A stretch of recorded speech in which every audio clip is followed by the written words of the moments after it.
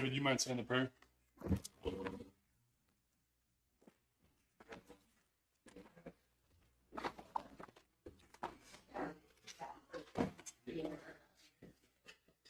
All right. Good morning, everybody. Get started. I pledge allegiance to the flag of the United States of America and to the republic for which stands one nation under God, indivisible, liberty and justice for all. Heavenly Father, we're just asking you to watch over this meeting today. Be with all our citizens of the county as they go about their lives. In Jesus' name,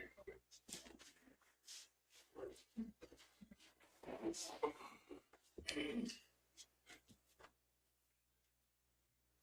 Oh, I do have a message from Jason. And look, he has a fever and won't make it today. All right. Good morning, everybody.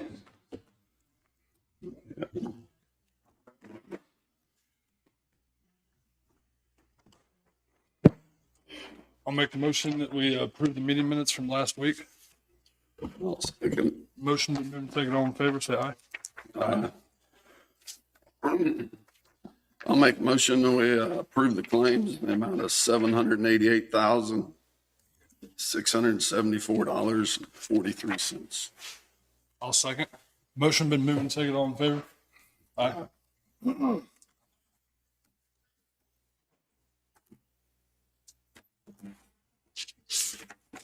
Amar. Good morning, Don Brooks with AMR with the monthly report for December 1 through December 15. Blue Mound had 3 calls, 1 transport. Centerville had 2 calls, 0 transports. Greeley had 1 call, 1 transport. Lacine, 14 calls, 7 transports. Linn Valley had 7 calls, 5 transports. Mountain City, 11 calls, 6 transports. Parker, 7 calls, 3 transports. Pleasanton, 14 calls, 7 transports. Prescott, 2 calls, 1 transport, for a total 61 calls and 31 transports. Okay, thank you. Randy.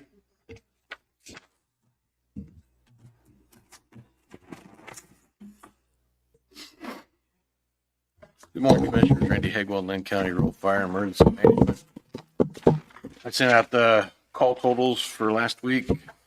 We had 10 calls, brings our yearly total up to 514. I also attached a copy of mutual aid agreement. This is a working copy, just kind of get your guys' take on it and input. Nothing needs to be discussed today, just kind of look over it, and you can discuss it next week, we can. Also on the rural fire, Brian and I attended an ISO training last week. It was very enlightening, a lot of stuff. Some of the stuff they went over was changes coming down in ISO, but also went through everything on how the point systems broke down, how you get your ISO grading. One of the things, and I noticed this before, and I've met with Tanglewood Board on this. One of the biggest things that Linn County has is a big void right in the center of the county that anything within 5 miles of the station is a 5 on the ISO. Anything outside that's a 10. We have a big void right in the middle of the county that we can't get filled. I wanted to fill you guys out to see what your thoughts on was trying to move forward, look at financial. What would it take to fulfill it? Just have to be able to pull water from a lake or something? Or No, putting a station Oh, in a the middle of the station. county. But kind of see what your guys' thoughts on moving forward, seeing what the financial costs versus the benefits, possibly putting a station in at Tanglewood. It wouldn't need to be staffed. Many trucks is what we have at our other stations right now, but mainly just a fire engine and that would help them bring their insurance rates down within 5 miles of that station. So it'd cover a big chunk of the county. If you look at the ISO map, it'd cover a big chunk of the county now that's not covered in that 5. And I think it'd benefit the county residents inside and outside Tanglewood the most by possibly looking at putting a station there. So just like I said, would you just designate a building and with an engine in it, you said? yeah, and Tanglewood's going through some upgrades right now where they're building some new buildings, and may have possible space that we could lease to put a fire engine in out there to help. Take another fire engine for us then? Or? Well, and that's another aspect of it is we just took that pumper tender out of service from Mound City because of some mechanical defects and stuff like that. One of them was the tank was being cracked. We went in and actually fixed that tank. We're getting ready to test it today, see if the patch that we put in held. So it may be one of those things, if we're looking forward, maybe we want to kind of rehab that fire engine a little bit and put it out there instead of selling it. But like I said, this is just kind of work in progress and wanted to get your guys' thoughts on doing that. Do you have a bunch of volunteer firefighters that live out there? I have one right now, and that's one thing that, speaking with the board, they thought that the interest, if we put a station out there, would be there because they're going to benefit the most from it, the people in that community, with their insurance rates basically dropping in half. If You said you talked to the board, you said? Yeah, and so they would help with the recruitment and getting a staffing for that. And I think that it could be done with there's a couple of retired firefighters out there now. So I think staffing, that'd be one thing. That was one of my questions to him was, hey, if we move forward on this, can we get the staffing? So I think we could get the staffing out there because right now people that live there, if they want to be on the volunteer fire department, they either have to drive Lacine or Parker Station. So I think that having a station there, I think we would have a lot of interest in it. So what's your next step? Just to work with Tanglewood and securing a location to keep a truck inside and heated area and make sure that maybe even start doing some recruiting, see what we can get put on and start training. So I'm not opposed to, trying to put a plan together and figuring out a cost benefit. I'm not either. I mean, okay. Especially if we don't have to buy more trucks. I mean, if we still. Okay. The only other thing I have for you is last week I submitted the paperwork. The state's working on a large federal grant to replace storm sirens and add storm sirens in counties and cities that may not get that coverage now in areas. That was put in. Some of the areas that we were addressing was like Sugar Valley, the Linn County Park, Tanglewood, some of those more populated areas that do not have storm sirens now, and upgrading the ones that are in the communities that we have that are older and may not function properly or very well, or just need upgraded because they're so old. So this may be a long process, but that's the start of it. And just want to let you guys know that that information had been submitted, and we'll see where we go from there. You guys have any questions? I don't. I don't know. All right, thank you.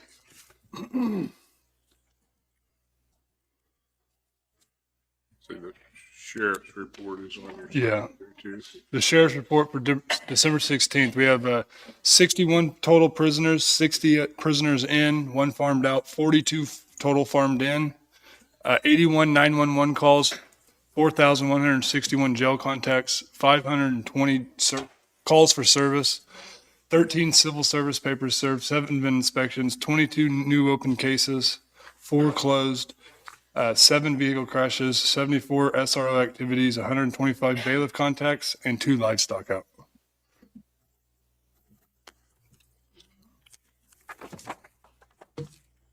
Chassis, you ready?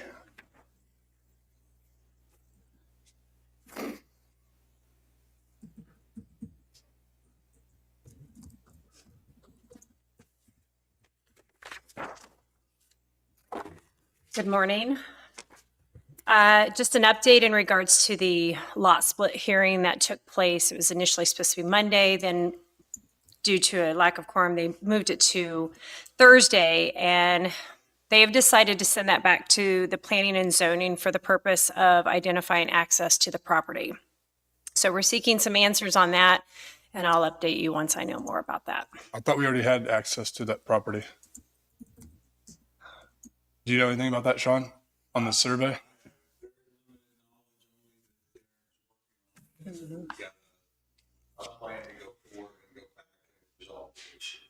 So we have a plan of presenting Pleasant with what they need? Yes. Okay. I just want to update you in regards to broadband phone conversation that I had with the Shelley Posh lady last week. As you can tell, there was, actually I spoke to Shelley and Casey Russell in regards to, the paper that I just set on your desk there is just a little more informative information regarding that grant that's available to Prescott, Blue Mound, and Centerville is the area that they're going to target with this. But just a reminder, this is just they're going to provide an engineer that's going to come out and tell us about the infrastructure part of this and let us know if that broadband internet access can be even provided for us. So I just wanted you to have that information in your hands and you to let me know which direction you want me to go with this. If you want me to continue to have meetings with these individuals or to drop that, or how you would like for me to address this. They would like for us to have another meeting and a few other individuals within that committee. My suggestion would be possibly Chris, our IT guy, maybe a commissioner on that, anyone else you might think of. I think it's worth the time to listen. It doesn't cost us anything. The time to listen to see what they have to provide for us. That's my recommendation, I guess. And this is for the Prescott area, you said? Prescott, which I do know Croccan is on their way moving in. So yes, I understand that Prescott might not be an area that we want to address, but the Centerville, Blue Mound area. Well, QuickCom, we just took QuickCom through there. QuickCom is, but it's still not reaching, according to some individuals, patrons that have contacted me, they still do not have internet access.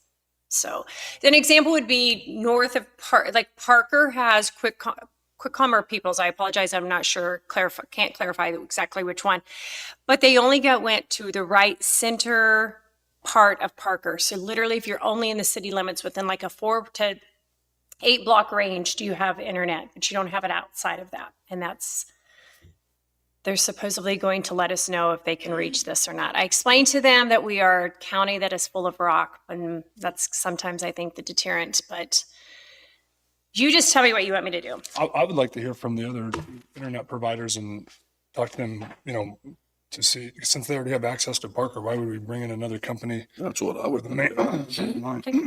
So I'll reach out to them and find out if their plan is to further their expansion and go from there then. Okay. Perfect.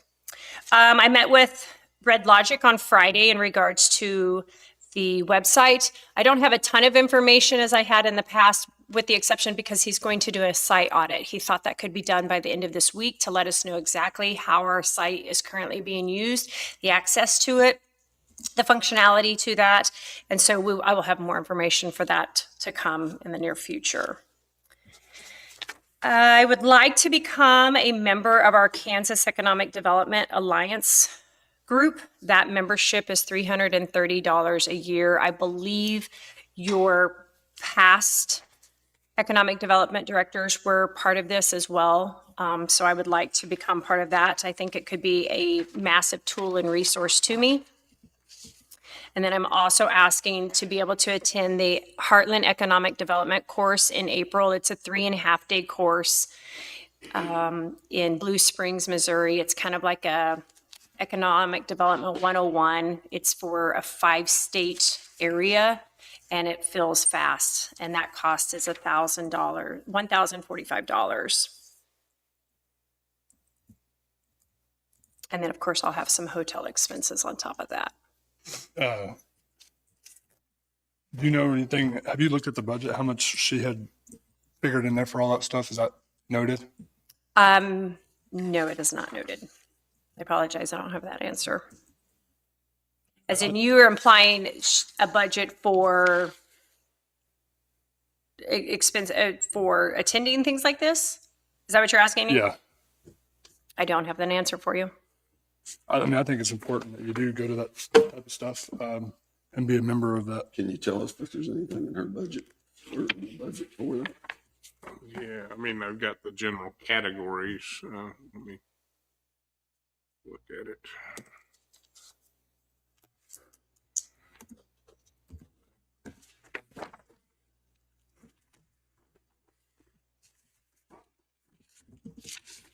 what was the first one called?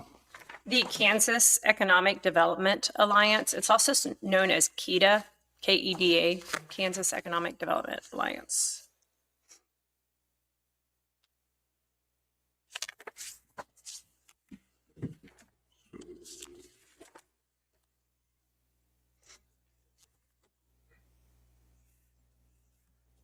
All right, so the economic development budget as a whole has a lot of money left in it at this point this year. The contractual line is actually over budget, but there's plenty in the fund that could be used for some conferences or memberships. I mean, it's only at 58% of budget, so the money would not be a problem. I'm good with it. Jim, are you? I'm good with it. The second one was $1,045 for what? That was just for the conference. It's a 3.5-day conference plus a 2-day webinar prior to attending the conference. So I would have that expense of $1,045 and then, of course, hotel expenses.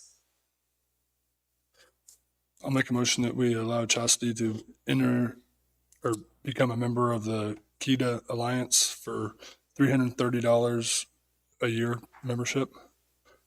And then I make a motion that and with that motion, also include the $1,045 for the economic conference that she'll attend. I'll second it. Motion been moved and seconded. All in favor, say aye. Aye. That's all I have for you unless you have some questions for me. I don't have any. Thank you. I don't have any. Okay, thank you.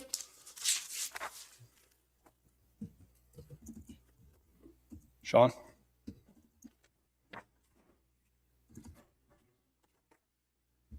Just while you're getting started here, I do have the park report, but I think Sherry's going to be here in a few minutes if you just want to wait and review that when she's here. Yeah. That's good. Go ahead, Jesse. Jesse Walton, Operations Director for the Road Department. The cost summary by location and task.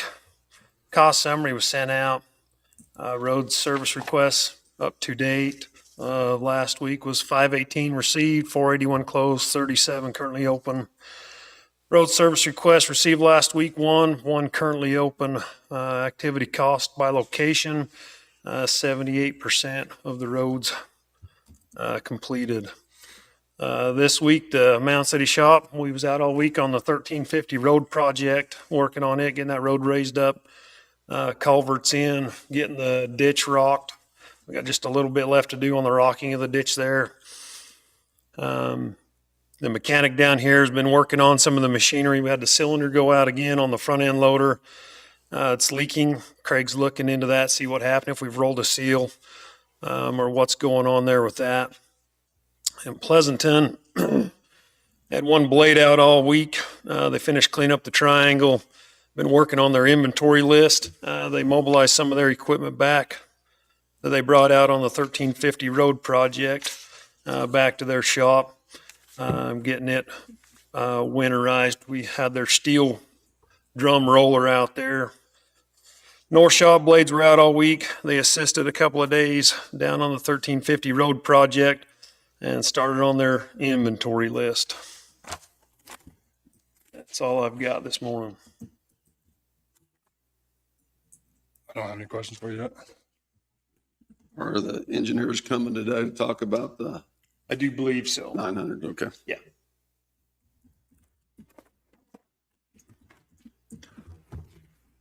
Sean West, Public Works Administrator. First thing I have for you is bid openings on the mowers to be opened and return to be qualified.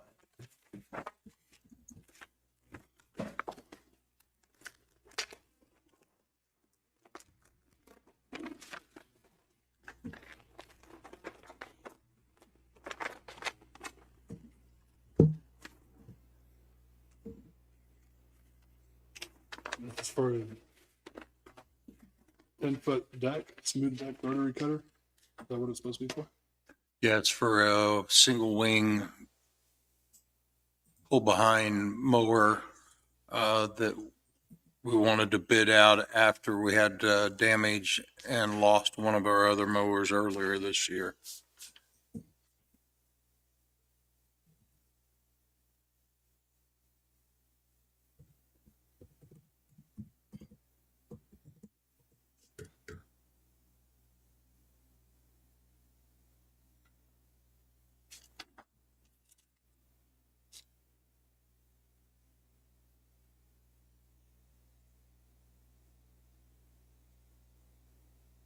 This bid, you got yours open there. There's 5 of them, I guess. There's Heartland Tractors. Bid was for a Schulte XH 1000. Bid was 41,000 delivered. Worley Equipment was for a ST 120 10-foot smooth deck rotary cutter for $24,432.69. What was the name of that company? Worley, Worley. Equipment.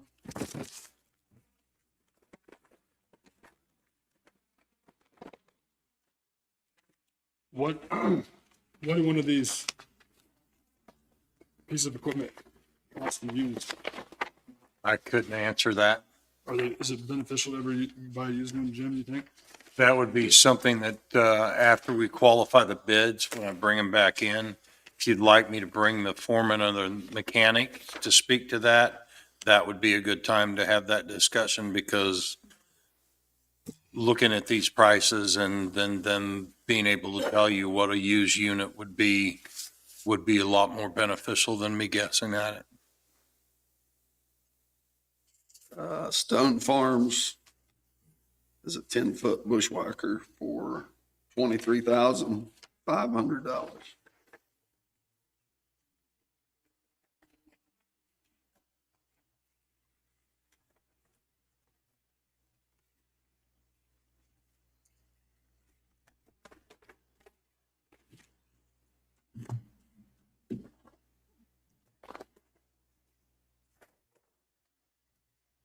John Deere for a flex wing rotary cutter, 5-year gearbox warranty, 1-year complete machine warranty, $24,907.48.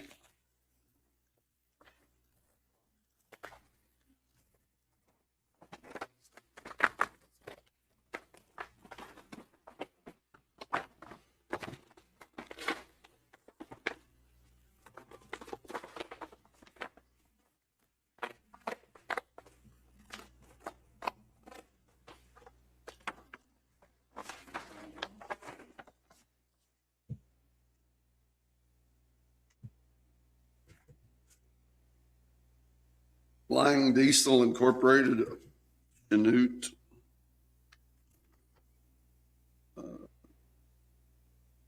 $28,500.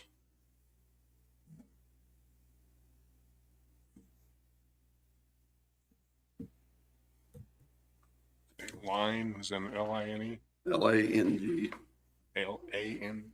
NG, I believe. Why are we going with a 10-foot instead of like a 15? The 15, the other wing hangs out of the road, so instead of mowing the pavement all the time, it's just easier, we have a 10-foot, and 10-footers are a lot better, we don't, the 15-footers, that's why we're going with the 10-foot, they're beating the car out of those 15-footers, because they're just so wide, when a car comes by to pass, you gotta stop, pull your wing up, let them go by, and that other wing just hangs to the pavement the whole time. There's one of those pieces of equipment that get beat up pretty bad. You buy one new one with a warranty on it. Usually when somebody gets rid of them, they're Pretty beat up. used. I've traded a few in, probably nobody wants. All right, go ahead, Sean. 109-page report. I printed the first 11 pages for you. This is the Terracon 30-year groundwater report that went to the state.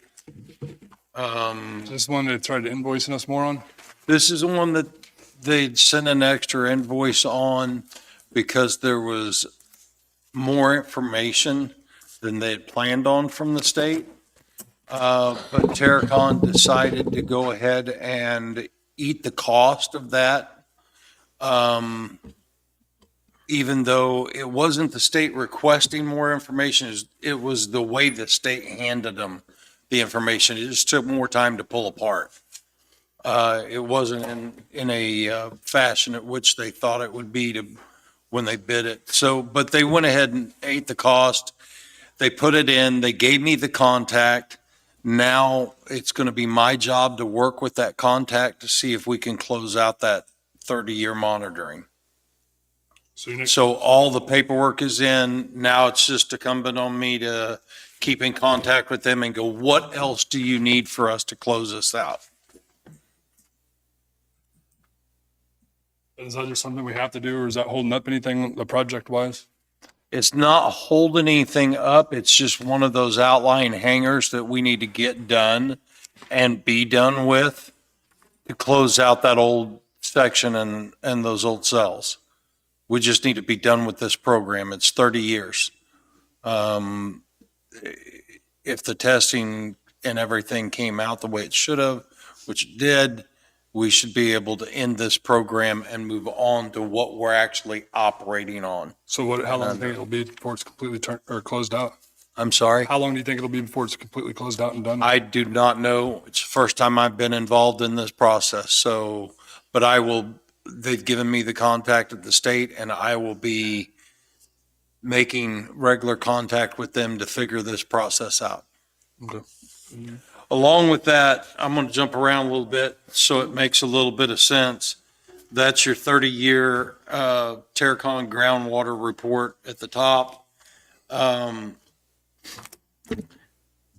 again, that's the report that originally they had sent us an extra agreement on, but agreed to take the cost of down under the transfer station and landfill.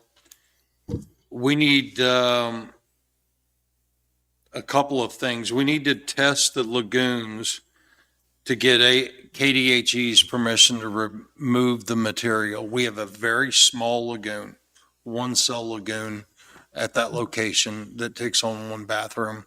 And we need, as part of this overall large project that we're doing there for the tipping floor, we're going to have to remove that and make it quite a bit larger. And we need to take the material from it, just like we did the lagoons out here, and we need to dispose of that material. We'd like to dispose of that material on site. But first we have to test it to find out what's in it. My question to you, or request of you, is to allow me to work with Terracon to get samples, send it out to the lab, and find out what is in that material so I can get KDHE's permission to get rid of it, however it can be gotten rid of. So what are we looking at price wise? And that's what I'm asking you to let me go get. I'm basically telling you what the problem is and asking you, please let me go out to Terracon and bring you back a price for that service, because I don't have it and they don't have it yet. This wasn't thought about when we talked about the whole project. How come this wasn't brought up? I'm sorry? When we talked about the entire project as a whole, we didn't know we had to do this? This was part of when Call Valley looked at it. Yes, they planned on taking the lagoon out, redoing the lagoon and doing it larger to take on the leachate from the new tipping floor, as well as the bathroom. They plan on making this rather large for the new service. But as far as the material, no, there was not a plan, because we hold the permit on that material. That's our waste. But why was that not figured in the bid that went out for the 3 bids for the tipping floor? I guess is my question. It was not part of that, and I cannot answer as to why it wasn't bidded out. How much, the land or the park lagoons, what's our total price on that so far? Park Lagoons ended at, and I'd have to go look at it, but we're looking at near the bid estimate. There wasn't any large overages on it that I'm aware of. Matter of fact, we just got done seeding and dragging it to keep the ground from eroding around it. So we're just waiting on the spring to grow grass around that. Right, but what was our total cost on it, do you know? I would have to look that up. I would think it's going to be in the neighborhood of 140 plus. So this will be $100,000 plus project? No. What we're asking is to test it and to move it into the cells above there, into the C and D cells, and use it for coverage. I'm asking to move it from where it's at, just up the hill, and use it for cover material. If it doesn't have anything that's hazardous like heavy metals or anything in that, that's why I'm asking to test it, because it could cost us little or nothing to move it and get it out of the way.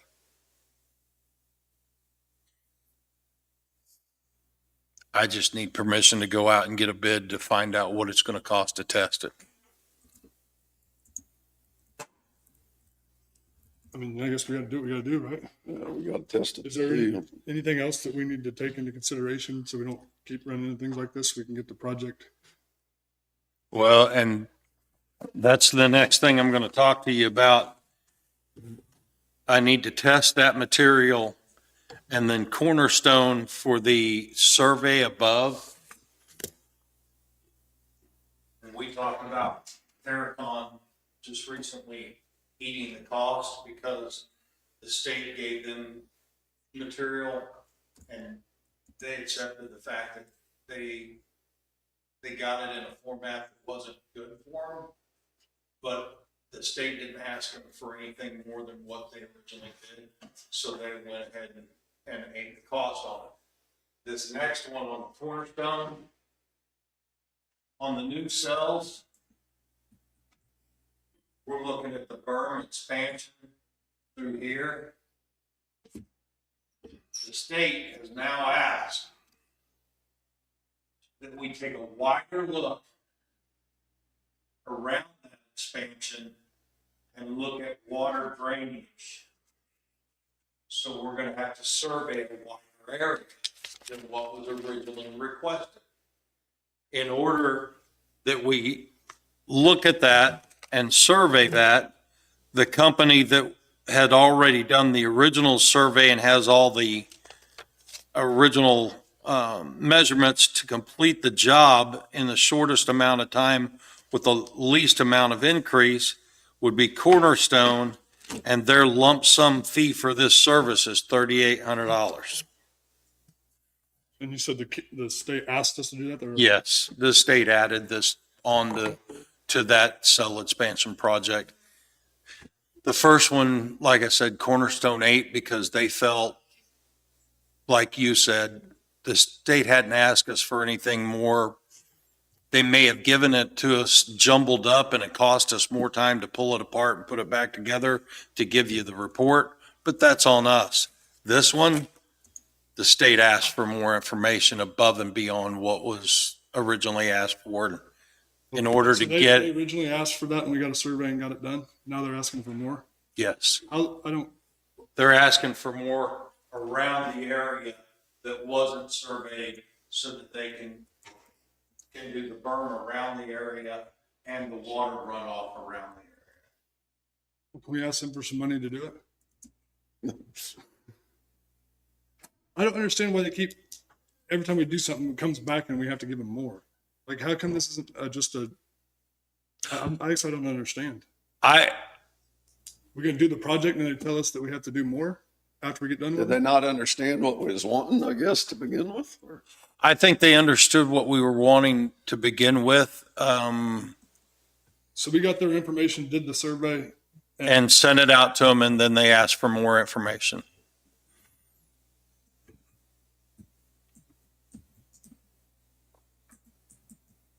And the only thing I can do is either provide that more information or go to their supervisors and say, why are you asking me for more information and why?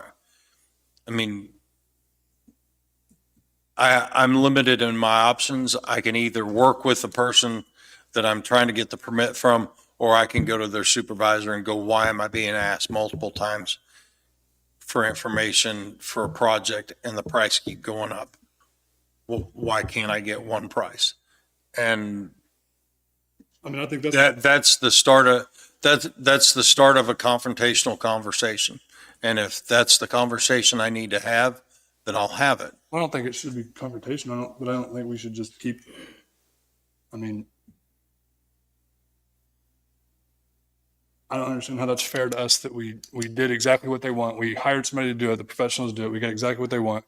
We did the survey. We paid for it. And now we send it into them what they wanted, their requirements. And then they come back and say, here, $4,000. Same thing with that Terracon deal. I just don't, are we asking the right questions, and are we just kind of just going with whatever they say? That would be an engineering question for Terracon, because I'm not, they are representing us with the state and I'm not in direct contact with the state. I mean, I know the state understands that the counties are ran on budgets, so I don't understand why they keep coming back to us like this. Jim? Well, I'm with you because that's, you know, if Terracon is representing us, why didn't we have this in the first bid of what we needed? Why did they not pass that on to the state that, or the state pass that back to them the first time? I'd like you to ask them myself, see why it's changed. You're saying you'd like me to ask the state directly? Or whoever, I mean, whoever's, Well, I believe think if we we're need going to ask the question, we go straight to the horse's mouth and ask why they ask for more information. And we'll get a more accurate answer. I'd like to see that. yeah, me too. I don't understand how you're supposed to budget for a project when you do exactly what they say, then they come back each time with, we need 2,000 more, we need 4,000 more. You know, that, when's it stop? I would like to ask the questions too. Okay. I'll reach out to them. And about the lagoon testing, on that one, I'm asking to go out and bring prices back to you. We was good with that one. Yep. Okay. Next thing I had for you was the pre-con meeting for Hell's Bend happened last week.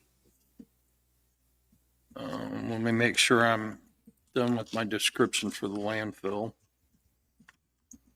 before I jump to another section. Okay.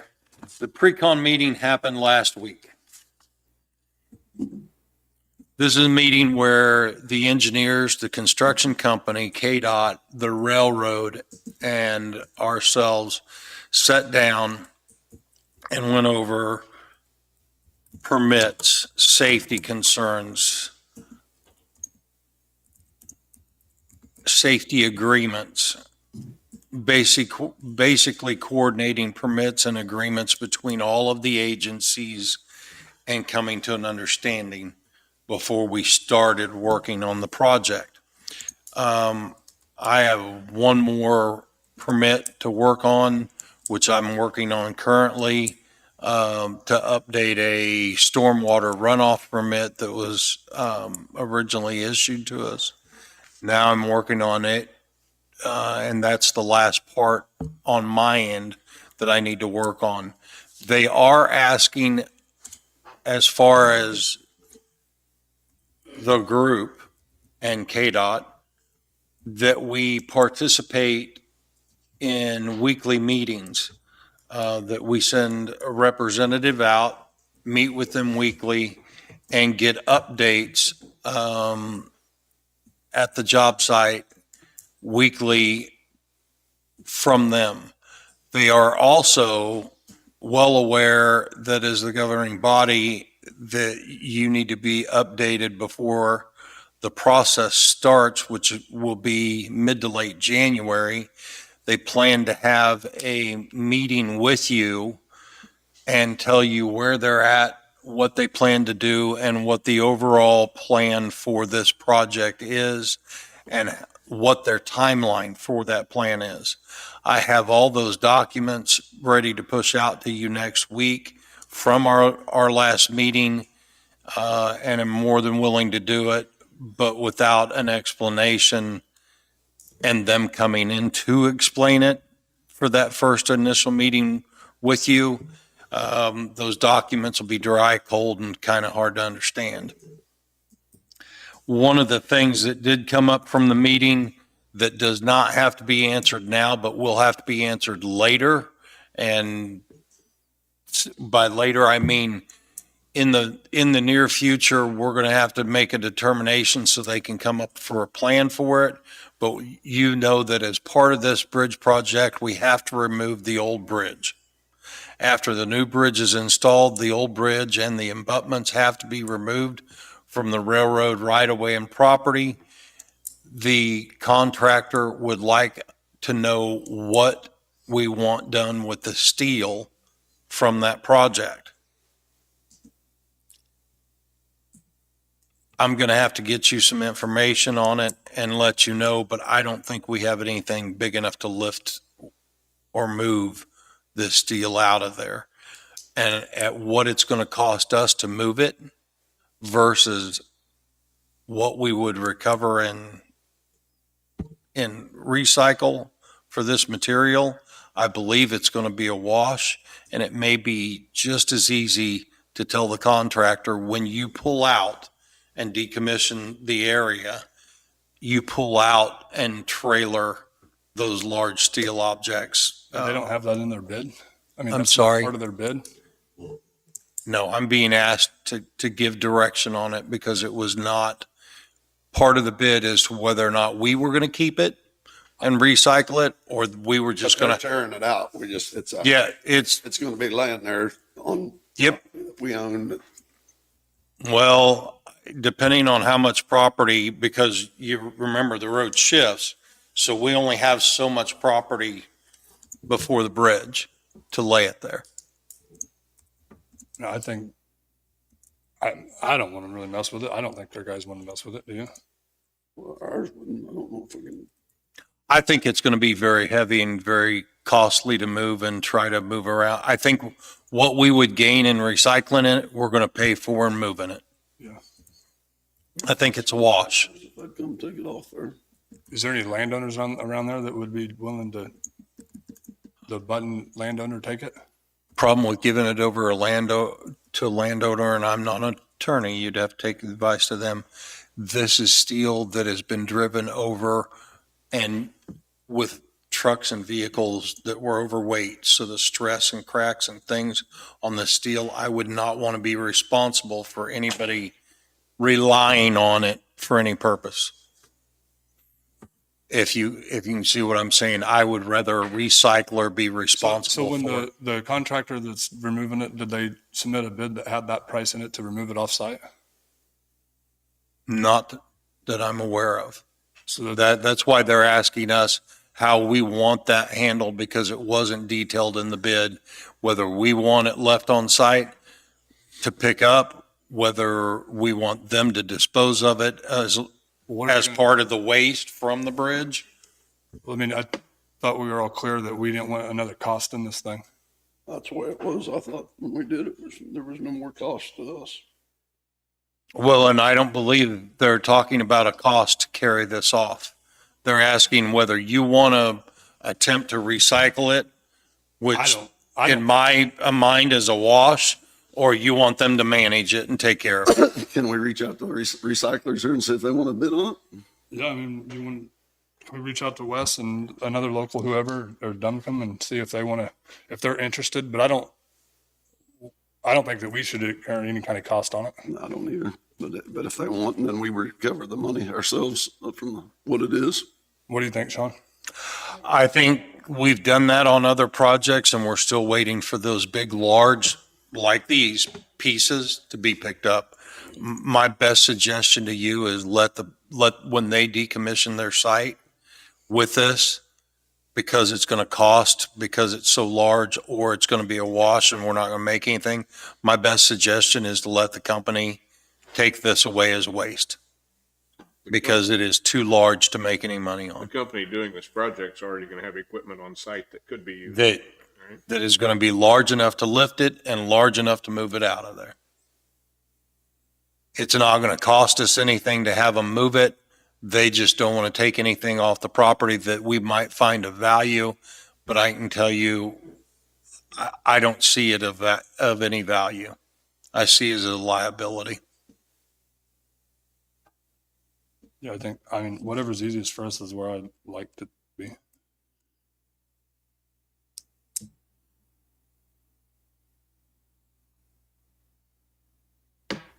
What do you think, Jim?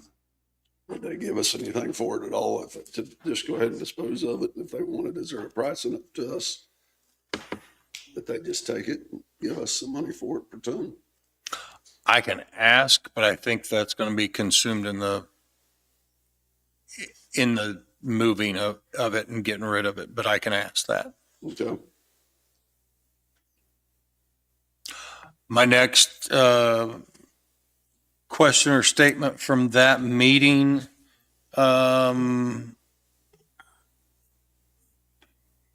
is I was told by KDOT during this process, that's one reason for the weekly meetings, during this process, that we're going to have to go over and we're going to have to sign for project overruns, for change orders, for things of that nature.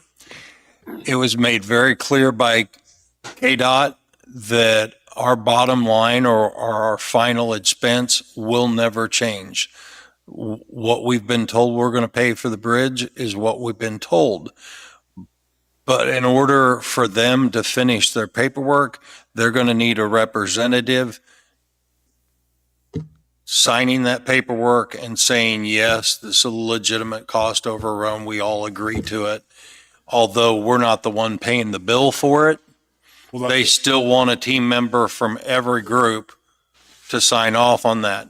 So what I'm asking you, or I guess seeking your consent for, is during these meetings, anything that does not increase the county's financial responsibility to it and is a part of the daily management of this project, I'm asking you to give me permission to sign any operational documents that would be necessary to keep this project moving during the week while we're not here, or anything that would incur the county any extra cost or liability, I would be responsible to bring back to you on Monday and just look at the group and tell them I can't do that. But there are going to be, in order to keep this thing rolling and moving, there are going to be change orders and other things that the state's going to have to pay for, but they're still going to want me to sign off on to say that we all agreed on it. I'm good as long as there's an understanding that we're not incurring the cost. I'm not asking you to commit to liability. What I'm asking you to do is to allow me to keep the project running on our side. I'm good with it. I'm okay with that. Okay. We have Chad coming to talk about the recommendation for the tipping floor. That you did the opening on last week. We also have him coming to talk about the 900 road project. Make sure I've got everything.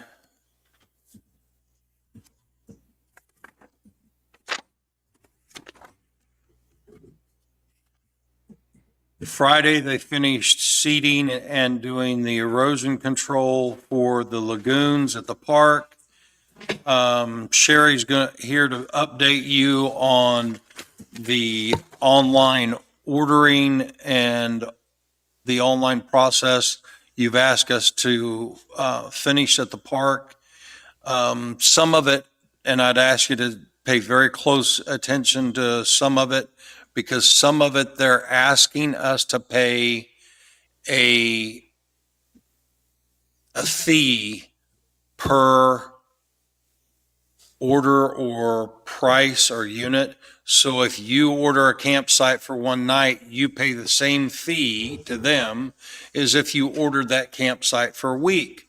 Obviously, that's not a big deal. Most people order a campsite for more than one night, and a campsite is a little expensive compared to things like parking or boat slip.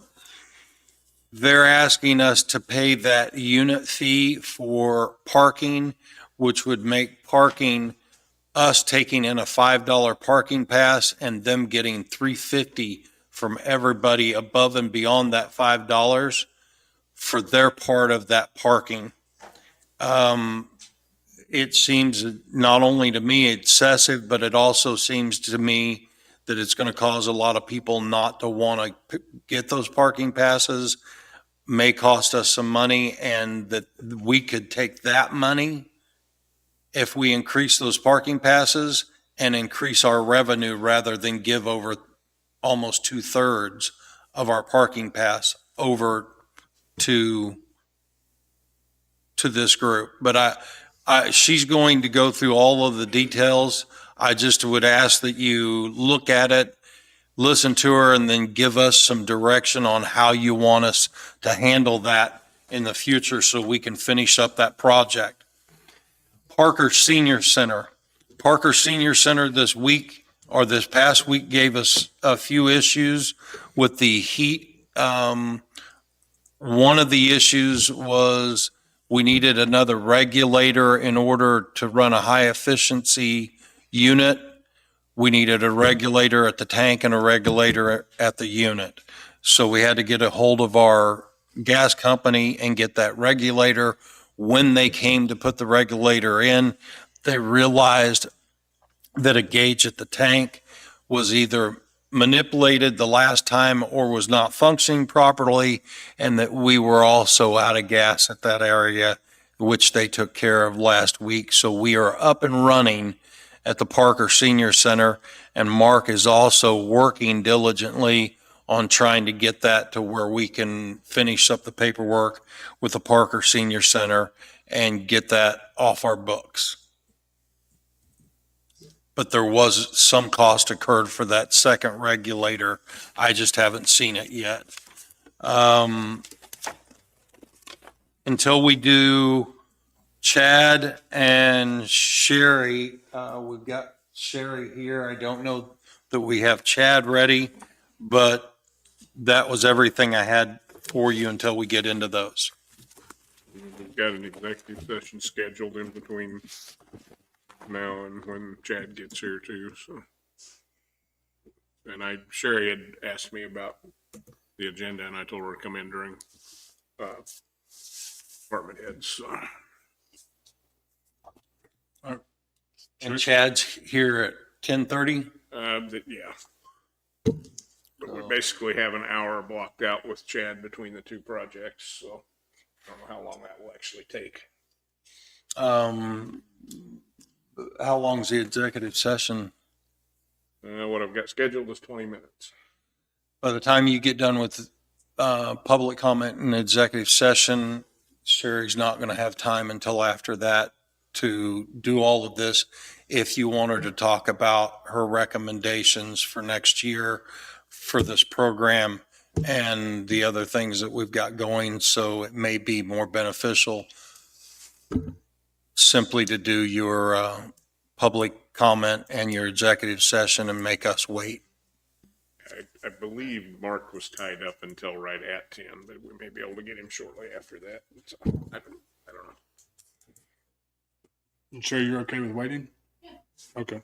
Well, then let's just do that. We'll open it for public comment right now. Anybody have a public comment?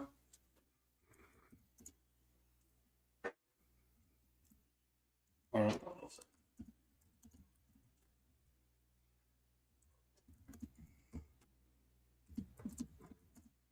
Yeah, Les Warner, president of Tanglewood Homeowners Association. Fire Chief Randy earlier talked about putting a fire truck out. We are in super big support for that. We're going to do everything we can to help find volunteer firemen. And I think we're going to have a space for our truck, a pumper, if that's the case. And I think that's going to be a great benefit for the community in Tanglewood and outside of Tanglewood. Because I know a lot of residents have been having trouble with homeowners insurance, getting it, because we are at the highest level now of coverage, of getting coverage. And if we can do this, that would definitely help out the community in that area. That's all I wanted to say. Well, I have a question for you. You guys have gates at Tanglewood. What kind of software program do you guys use for those gates? Like, you guys have like a, We have LiftMaster is type gates, and they're connected to our system. I'm not totally sure on the whole system. I've only been president in here for a couple months.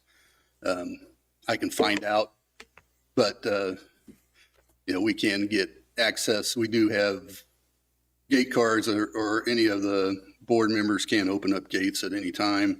We have extra big gates for big equipment that can be opened.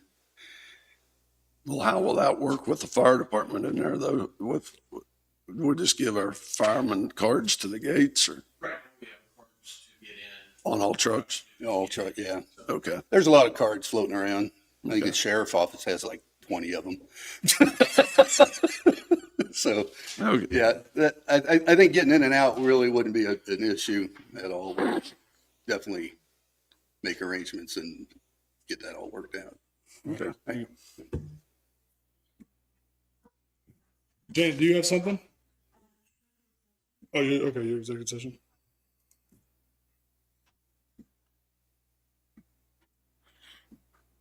Do we want to go ahead and try to get a hold of Mark and then go into executive session, or? Right, like I say, I think he was tied up till right at 10.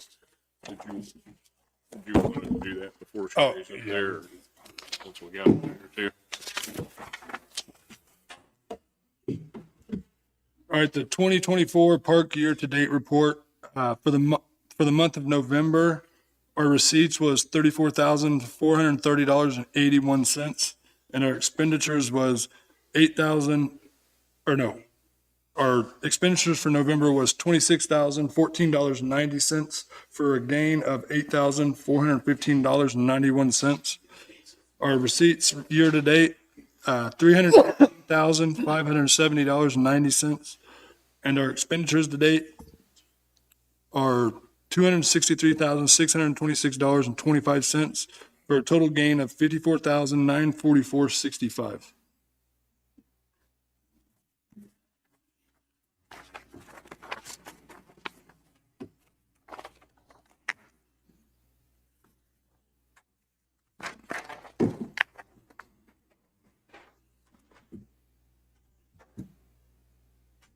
That's a cell.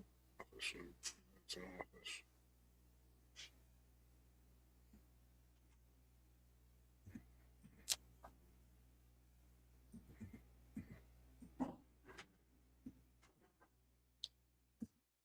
Looks like we have Mark on for 10:10. Do you just want to go ahead and recess until 10:10?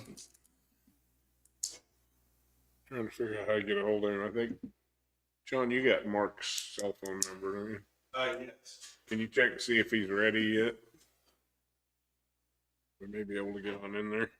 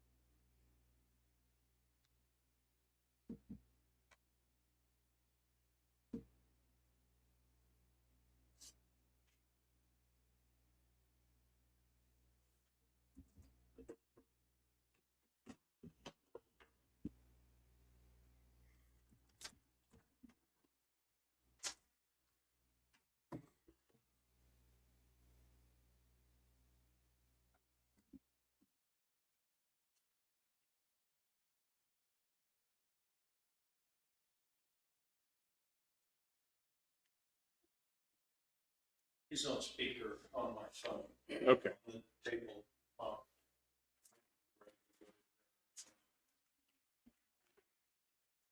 I'm good with it. We did 20 minutes, you said? Yeah, I think probably at least that, so. And we'll have Janet and who else? Janet's the one we need in there for starters anyway, and I'm not sure after that what all we have. Well, I'll make a motion that we go in executive session from legal with Mark Hagan and Janet Cleveno for 20 minutes, returning at 10:21. Who all's going in? Us, Ally, Janet, that's probably about it, isn't it? Okay. David, do you need to be in there? I'm probably. Yeah. Yeah. With accountant, probably. I'll second it. Motion been moved, second, all in favor, say aye.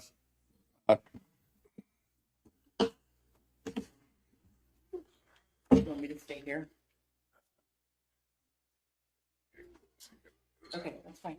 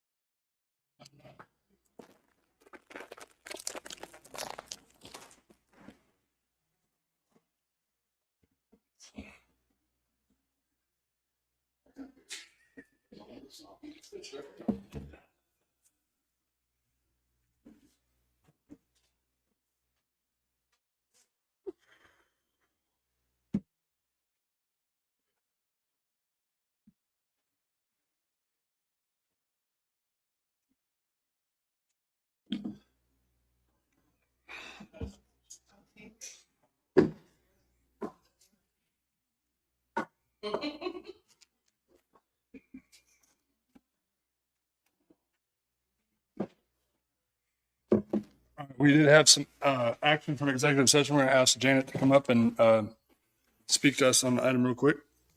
I'd like us to hire Kalinda Osterman, a lawyer that does tax foreclosures all over the state.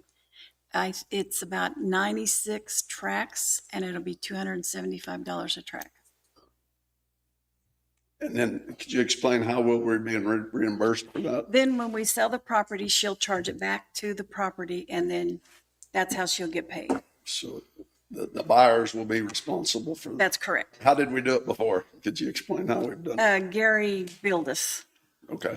and we paid for everything. The only thing we'll have to pay through in this is the publication. She'll pay for all the mailings, everything. So it's going to be a savings to the county. Big savings to the county. Okay. And this is just for this year, calendar year, or 2023, correct? It's for 2019 Or 19? tax year. And then I'd like to go ahead and get started with 20 since we're behind the game. So you want to use her? Yes. How would you want that motion? How would we do that with a motion? Just Well, I don't think you'd have to limit it to a year. I'd just say to hire her to, to handle the foreclosure sale at a cost of $275 per tract. okay. And her name was, We're not in a contract with them anyway if we decide to change them. No, No, it's okay. just a one-time contract. I'm good with that. and her name was Kalinda Osterman. Klenda Austerman. And that's her name, or is our company, or? That's also the company. I'll make a motion that we hire Kalinda Osterman to do our tax foreclosures for Linn County at, was it $275 $75. per tract? I'll second it. Motion been moved and second. All in favor, say aye. Aye. Okay, that's all I have. Any then the questions? other- for me? Oh, I'm sorry. Go ahead. What are you saying? Go ahead, David. Oh, I'm just on to the next topic. Okay, you have any questions for me? I don't. Thank you, Jan. Thank you. Okay, and the other thing is our codes court judge quit recently, and we've found one named John Purvis that would do it for the same price, which is $500 per docket. So we needed a motion to appoint John Purvis as the codes court judge. I'll make a motion with appoint John Purvis to the court's court judge, At $500 per docket. $500 per docket. I'll second. Motion been moved and seconded. All in favor, say aye. Aye. Aye. Is that it for? I think that's it for now. we- While we were on the subject of attorneys, I do want to make one comment, though. I talked to an attorney when I was at KAC that's with Fisher, Patterson, Saylor, and Smith. And it's not one of them that we've worked directly with, but he had asked me if we had a counselor yet because we've done some business with their firm, which I told him we didn't have one. Said they have done that type of work for counties before when somebody needed something. So they would be interested in giving us a bid to handle counselor services if you'd like to check into it. Be the type of deal where we could do it online. Well, I don't know what all the details would be. He just said that they have done that before and they would be interested if we wanted to look into it. I'm good looking at the cost. So am I. Let me go ahead and contact him and say, give us a price and see where we can go.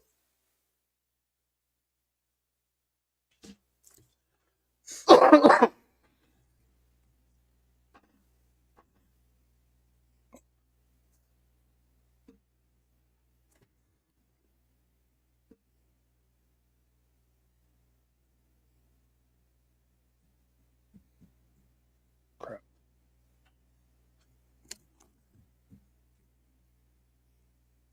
David, I sent you over an email from Renault Dry that has their bid and stuff in it. Can you send that to Jim and Jason?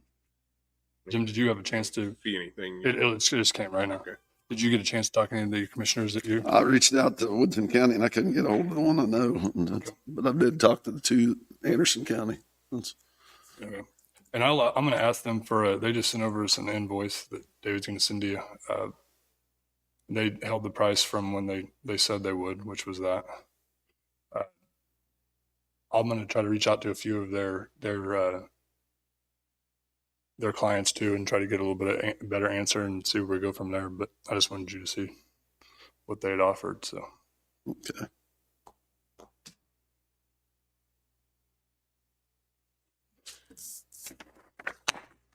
all right. We are waiting for a statement, but we'll go ahead and move on.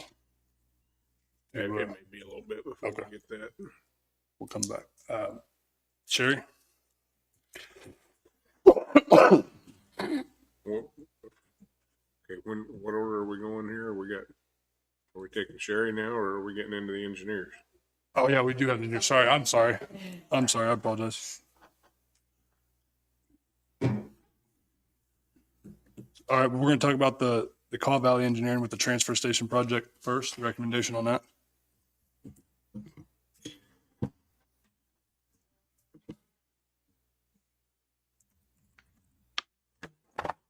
Chad McCullough with Caw Valley.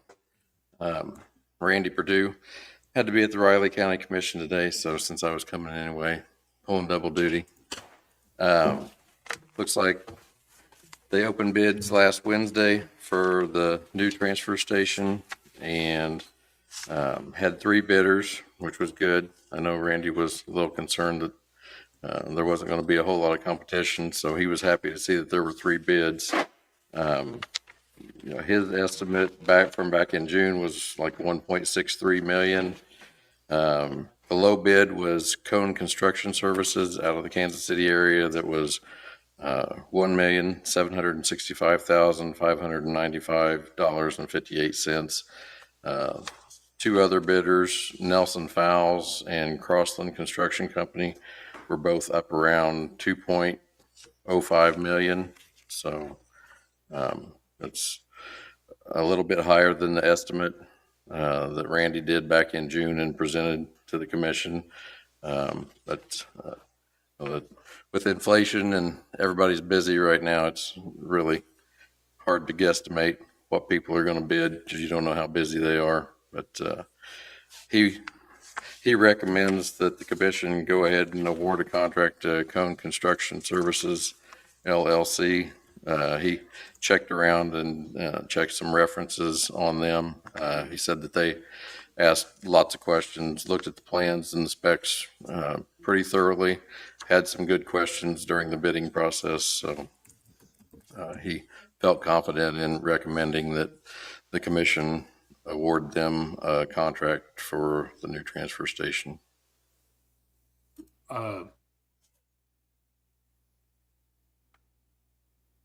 Sean, didn't you send over an email that had all the cost in it, but between the 3 companies? Yeah. Where I can't find it. It's SharePoint. Let's see. What is it? I think I've got it too. Can we just? I think it's I don't know which one. The extended. It's not the Down at the bottom. Just a little bit. The letter of. letter of recommendation. Yeah. Okay. Down at the bottom. Let's see. Oh, Letter of yeah. recommendation up there. So the other 2, you want the amounts on them? Is that what you're looking for? Well, there's a few things that Sean, we talked about the lagoon and there's some stuff in there for the lagoon, like a liner and things like that that's in the bid, right? Purpose to handle the tipping floor, the leachate tipping. It'll have to be lined, the new lagoon will have to reuse it the way it's supposed to be used. One of the things that Chad can probably offer some information on one of the things that is not included in this, that is a part of the total project, is you will have to decide or determine what your wants or needs for a third-party inspector would be for this project. Just because you hire a company and you have that price and you got the engineering done, does not mean you have someone to check all of the concrete pressures or the compaction. I mean, you're going to want somebody to check that you're getting what you're paying for, because this is a rather large project to get done with it and have a 3-foot crack down the middle of it.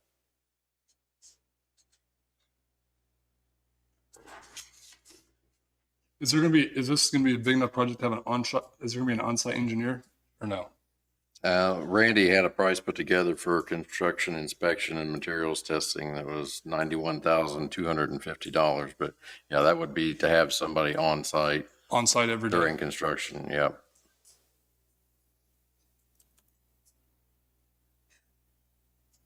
But that's not in the bids. That's not in the contractor's bid. Yeah. Yeah, that would be hired directly by the county since you guys are the project owner.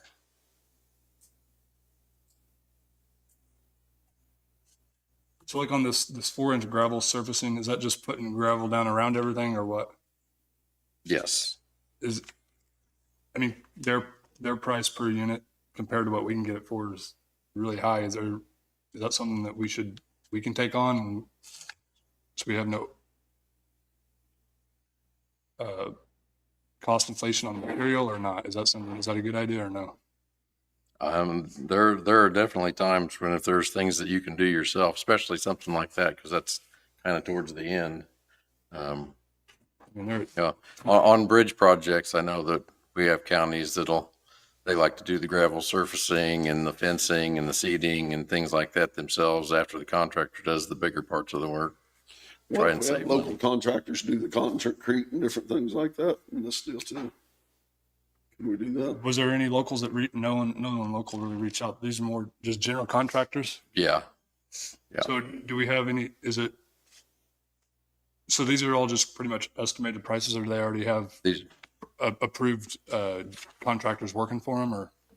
I'm sure that they've got subcontractors that, are set up to perform some services for them. But I mean, this is a formal bid that they submitted that has a bid bond that they had to get from their insurance company, which you don't get too many people who are bidding on or have a bonding company that will even allow them to bid on things that are $1.7 million that, without them having a pretty good idea what they're doing.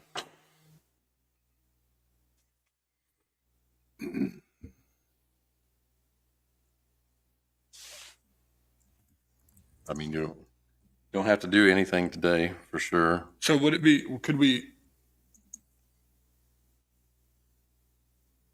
our conclusion be we would go with the lowest general contractor, but we have an understanding that we want to try to reach out to local contractors to perform the work that are interested?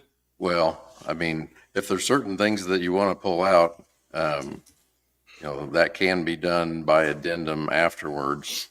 If there's certain things that the county's going to take care of that line item and not have it be part of the contract. Now, of course, the low bidder would have to agree to that. That's the thing is you don't always know where they put, all of their money for stuff at. I mean, as you can see from the mobilization, a lot of their costs for bonding and insurance and things like that, they throw into the mobilization line items. So, well, who would be on our end? Who would be taking care of like the schedule values and the payouts, stuff like that? Well, Call Valley would do that if we're hired to do the inspection and testing, then we put together all the pay requests and things like that and come present them to the commission. And you guys would deal with that 91,000 or whatever it was. Right. It would take care of like submittals and warranty. Yeah. Contract administration type stuff, making sure that everything's being done by the contract and the paperwork's being done by the contract on change orders, pay requests, shop drawing review, all that good stuff. And there'd be an on-site guy every day, he said. Every day that they're working. I feel like that's very important. Oh, if you're going to spend $1.7 million, yeah. I think it slows up the project a lot if you don't have that.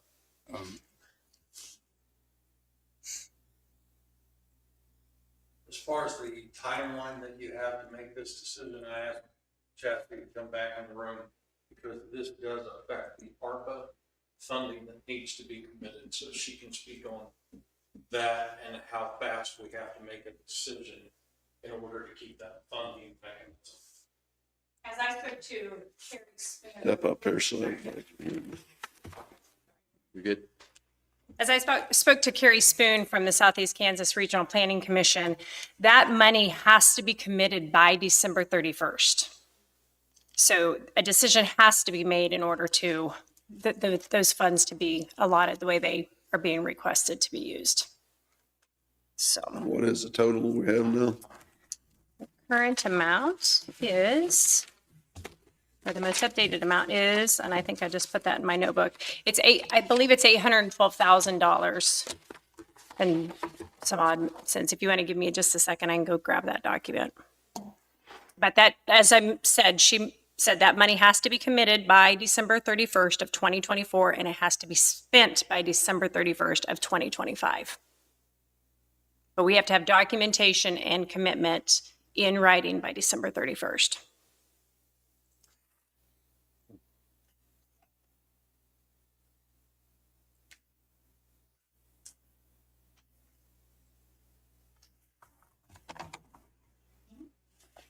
So Call Valley would be our owner's rep pretty much, and then you would deal with Sean. Sean would be speaking directly for us on the project, correct? Correct.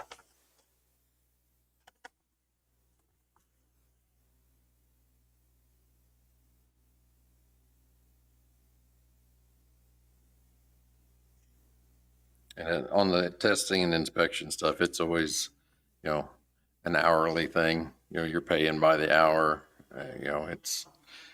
It may not end up being that much money. Depends on how fast the construction goes. You mean the 91,000? Right. Yep. That 91,000 would include your guys' what being on site and all that stuff too, like Right. compaction test Yep. and concrete test and stuff. Correct.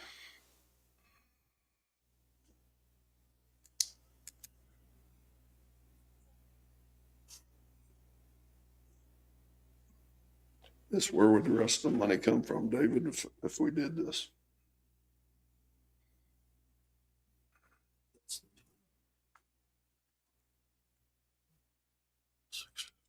I'm looking at budgets right now, and I don't remember when we talked about this to begin with, if we discussed where we were going to take the rest of it. I don't remember that, but We have money in contingency.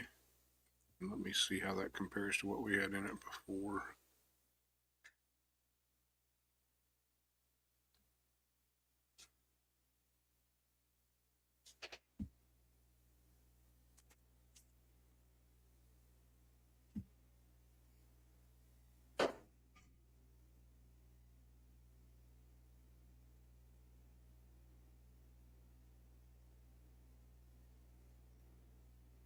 I don't know that we've ever talked about a backup plan for the ARPA money if we don't use it here. I think we have. Well, then you're also looking at the remainder minus the ARPA funding, that would have to come from either contingency or capital outlay. But you're also looking at special equipment because walking port trailers, the backhoe, all of those things are not figured into this either. So special equipment would also be a large part of this later down the road when it came to the purchasing of some of the things needed to operate that facility. But that's not included in this bid, right? That's not included, and it would all be special equipment. We wouldn't pull it from any other fund. Where's that total at? Okay, so Do we have one thing at a time here. Contingency does have a couple $100,000 more in it next year than we had this year, so I'd bump that one up. We have 2.5 million in that budget for next year, so that money's available. I had put in there, let me see what we were gonna spend 504 out of there this year, and to date, let me see where we're at. And that's gonna be pretty much on schedule for this year's expense, but the money is there in contingency for the rest of the project, so that's not an issue. As for special machinery,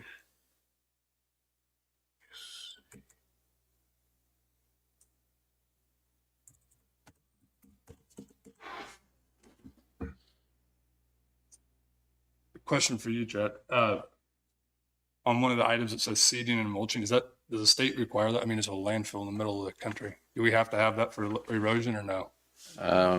If it was more than an acre of disturbed area, which I suspect it probably is, then yes, you have to have it as part of the land disturbance permit with KDHE. Even if part of the property's on the parking lot? Yeah, the parking lot wouldn't count, just anything that's grassed area now that gets disturbed. So I don't know how big the lagoon is, but It's rather small now. The project expands it quite a bit. yeah, I thought he was saying that it was catching storm and the lift station, so he had to enlarge it. okay, so in special machinery right now, we've got 1.4 million. Now, I'm not positive if we've got any of that already earmarked for other equipment needs or not. Is that 1.4 million for all the special or just the exam? No, that's actually the special machinery fund. If you look at the equipment reserve, we have 393,000 that is for solid waste. That would be more likely to be where we'd spend money on things down there. And to come up with a total, as I remember, you would have to go back to the original plan that was sent out on this tipping floor expansion and what equipment was needed, because it gave you the numbers on what that equipment would probably cost. This has an existing lagoon cleanout. You're gonna see that. Liner lagoon clean out. There's a liner on it and an existing lagoon cleanout.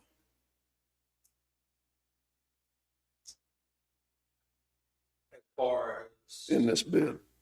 yes, cleaning it out is one thing. Us getting permission to put it somewhere where it goes is the second part of that problem. What's the contractor supplied fill? The cubic yards, what is that? That's dirt material that they haul in from somewhere Does else. it have to be hauled in? I mean, we have a landfill with a lot of We acres. looked at the landfill and looked at the opportunity for the material there, and it was determined it was cost prohibitive and not appropriate material to use. Too many trees on top of it, would cost too much to remove it, to get to it, and the material itself was not what we needed. Have a bunch of organic material in it. So yeah, I'm sure Randy wanted something that could be considered structural fill. Yeah. So for what we were looking for, we explored that option, but no, it was not an option after looking.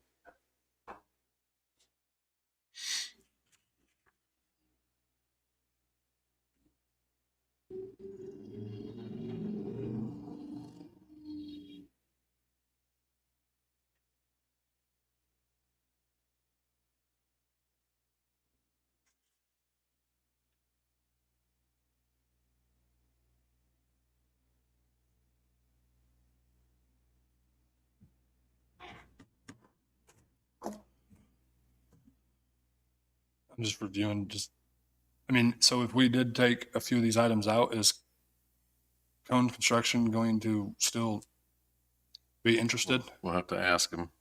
I mean, I don't think there's a lot we can take out. I mean, just like maybe like the 6-inch aggregate base, the 4-inch gravel resurfacing, or at least we buy the material We're at $28.89 per ton. We get it for what, 9, 8, 7? Right? Just to buy it, it's much cheaper than $28 a ton usually, but I mean, that saves 44 grand.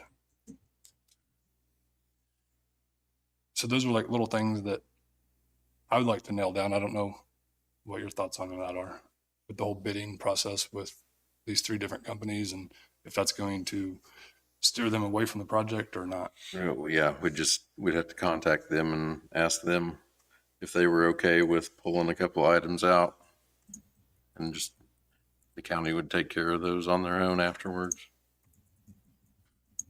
Jim, what do you think?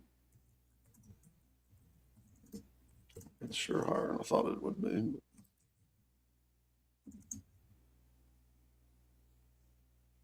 Is there a meeting next week for, she said that to use that money, it had to be awarded by December 31st. Yes, it has to be So, awarded and paperwork so, required by the grant has to be completed.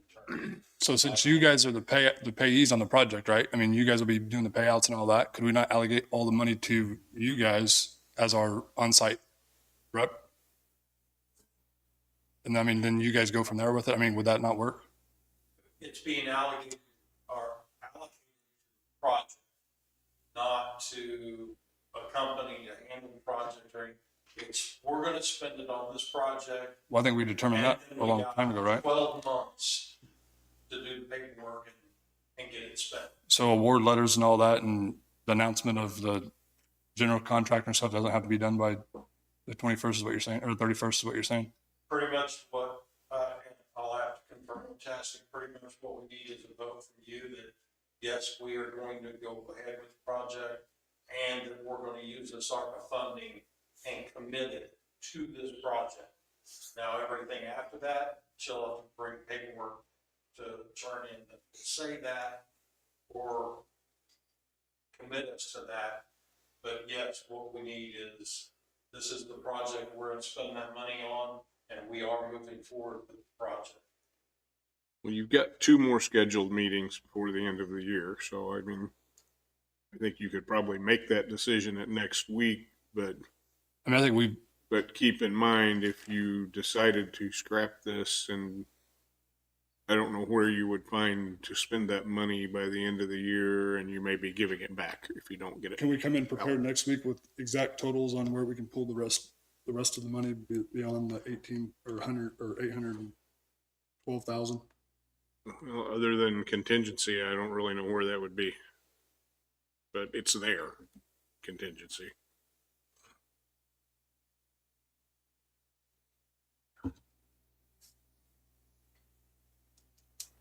And as far as the special machinery and whether or not that would cover it, Yeah, because that's really more for road department on I special. would have to go back to the original plan that they made for this tipping floor and the overall plan that included the equipment, because that equipment was priced out in there at the time. Now, that's going to be a couple of years old, but I can look at that list, compare it to what we've got, and tell you if we're in the neighborhood of being able to purchase that equipment. Well, I think 'Cause you're looking at walking floor trailers, you're looking at a tractor, you're looking at a backhoe to push this material in. so. We're looking at 1.8 million, and then say we're done with that, and then we're going to have another million, and come afterwards, we're going to have another $500,000 in equipment. I think that's something we have to determine before we can make the decision, don't you? I don't know that it's going to be 500,000. I can't tell you. Well, that's what I'm saying. Can we come in next week with all those numbers, what the kind of equipment it's going to take to run this, so we can put all that numbers together and get a total and figure out what we're going to do? I can have that. For you.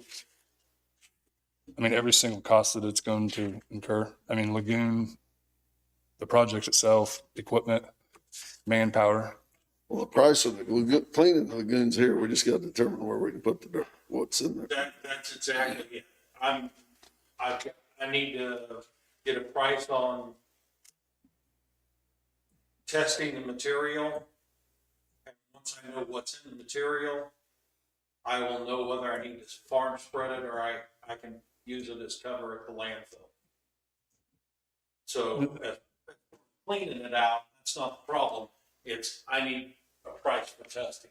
Right. Well, And that's not. the only thing, that much. the thing I don't want is us to, seems like every project we do, we finish it and then we come back and there's all this 8,000 here, 12,000 here that we have to approve because it's something that we had no clue about.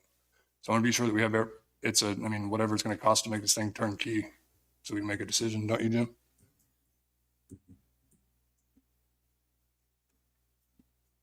That's what I'd like to see next week. I can get you the known cost that I have now.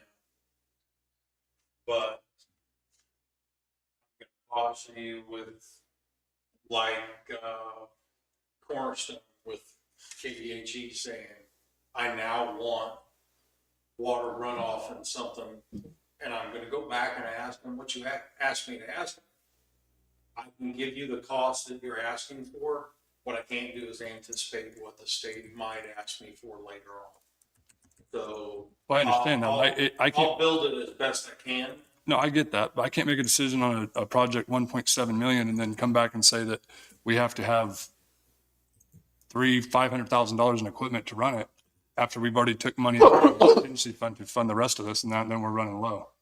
I mean, I think we have to know hard numbers and where we're going to be at. I'll not only pull those numbers for that equipment, but I'll ask some of the deputies. Very helpful to look, because that equipment list is a couple of years old.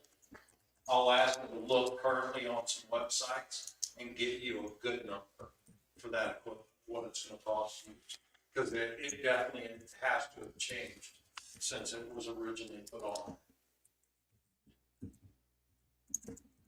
I just feel like this is going to be, it should be a pretty long discussion on, what this thing's going to cost and what it's going to generate after it's done and completed. Are we raising prices? Like, we still don't know none of that either, do we? I mean, to be able to fund this project, we have to raise the prices a little bit for commercial truck or hauling, right? We're gonna have to raise commercial hauling, and then it's also gonna have to get a discussion as to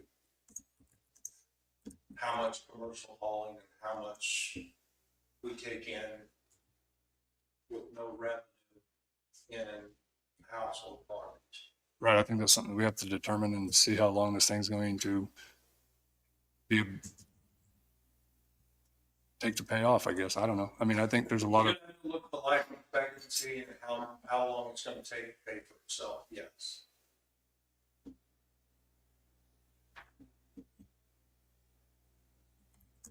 I just think that there's just a lot of unanswered questions that I think is going to help us determine.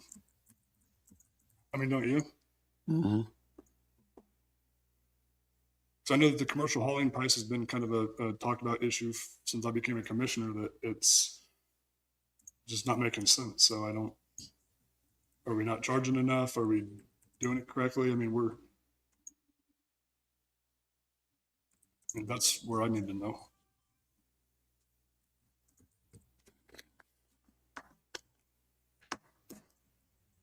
Right? I mean, I'll agree. I mean, that's a huge investment for. Now, the numbers in that evaluation do tell you what they anticipate the savings. But that's if we stuck to everything in the plan and the plan came at the cost that we thought it was going to come in. So the plan itself should have told you how long it should take. And I think it was roughly 10 years to pay for it. But it's been a long time since I read that plan. But I'll make sure I push it back out to you this week too, because it's been some time since I've sent it out to you. yeah, I'd just like to sit down next week and go over every little detail and talk about it and figure out what we're going to do. Okay. We've got ourselves down to where if this isn't where we're going, we need to decide something, Yeah, I agree. to spend it. Is there any way we can have Chastity reach out to her contact with the ARPA funds and ask them what we do if we can't get an answer by the 31st and what'll happen. And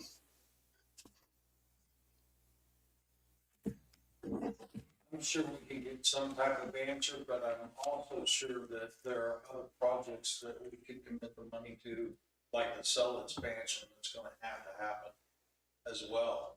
what can we bring all them options to the table next week so everybody's very clear on what Yeah, we need to have plan A, B, plan what'll B, and C. happen. The cell expansion hasn't been bid yet, so I can't give you numbers on. Can I tell you it's gonna be more than the sticker price on that ARPA funding? So this whole entire project of the landfill is going to be over almost $4 million. Between equipment, between cell expansion and between tipping floor. So the tipping floor was 1.7 plus equipment. You're gonna eat up another $500,000. 350 to $500,000. And then the expansion, you're gonna eat up, you know, $1 million. I hope, but maybe $1.5 million, I don't know. Depends on how much material you have to haul in and how much work we have to do to get the waterway. Well, those are all answers that, I mean, those are everything that we have to know before we can pull the trigger on a project, I think. I mean, or at least an estimate or a plan or something. We can't spend $1.7 million and have a bunch of unknowns of, well, we don't know. It's just going to happen that way. I'm not going to agree to that. Well, if you do the tipping floor and we do not have the funding when the price comes in for the cell expansion to complete it all at one time, we will have to, at some point, make a decision if we don't have it, to delay it for 12 months and find a funding mechanism. Well, that's what I'm saying. Can we bring all them options and those scenarios to the table next week and talk about it? Like we don't have a plan right now at all. We have some numbers for the tipping floor and that's about it, right? You got numbers for tipping floor, you've got the engineering plan that tells you what the equipment and what the savings and what transferring. But we have no plan. We have no plan to say if we do this today, we can do this with it, or we can't do this, or we have to do this 5 years from now. I mean, I think that's stuff that we have to know, right? You're saying, can we wait on the tipping floor expansion for No, 5 years? No, I'm saying that we need to know what our options are here. Can we do it all together? Do we have to wait? I mean, what's the estimated cost going to be? Because we've already started on the survey and everything for the cell expansion, right? Absolutely. So surely they have some kind of cost estimate what it's going to cost, right? I haven't seen one because it hasn't been put out to bid yet. And that's just like this bid. This bid went, we projected this bid to be lower than 1.7, and we got bids all the way up to 2.5. So we can give you what we think it might. Well, I think that's what we have to have something. I can't be on board with spending $1.7 million and not knowing what we're going to do next. I mean, we're talking $4 million in the last 3 years in the landfill. And all the headache between the trash compactors and all that work.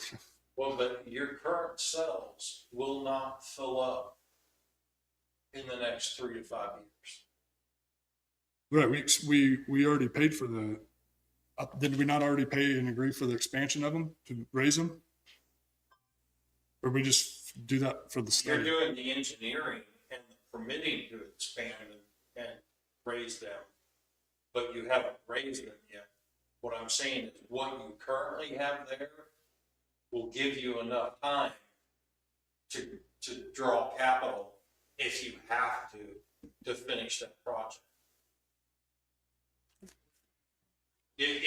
That project doesn't have to happen like this by the end of the year. It doesn't. you don't have to spend the money in less than 30 days. Right, but I'm not on board with spending $1.7 million just because we have 15 days to do it. I don't think that's a smart idea at all. I think that we still have to come up with a plan. If we have to have a special meeting here and we talk for 8 hours over it, I think that's what we got to do. I mean, I'm so lost in the project, it ain't even funny, truthfully. We're getting change orders for $4,000 and I thought the cell was already being expanded up.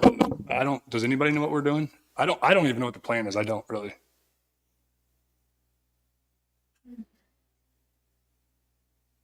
Your change order for the 4,000 is simply because KDHE is expanding their requirements. But that's on the. But we're doing the survey and everything and getting hit with change orders and we don't even know where the money or when we're going to raise the sales, right? We have no plan.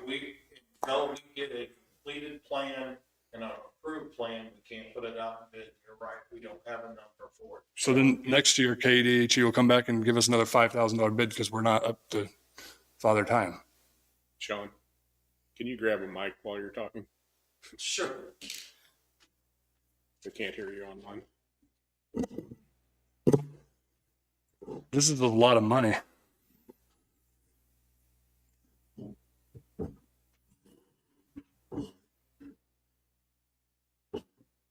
Thoughts? Only way higher than I thought it would be.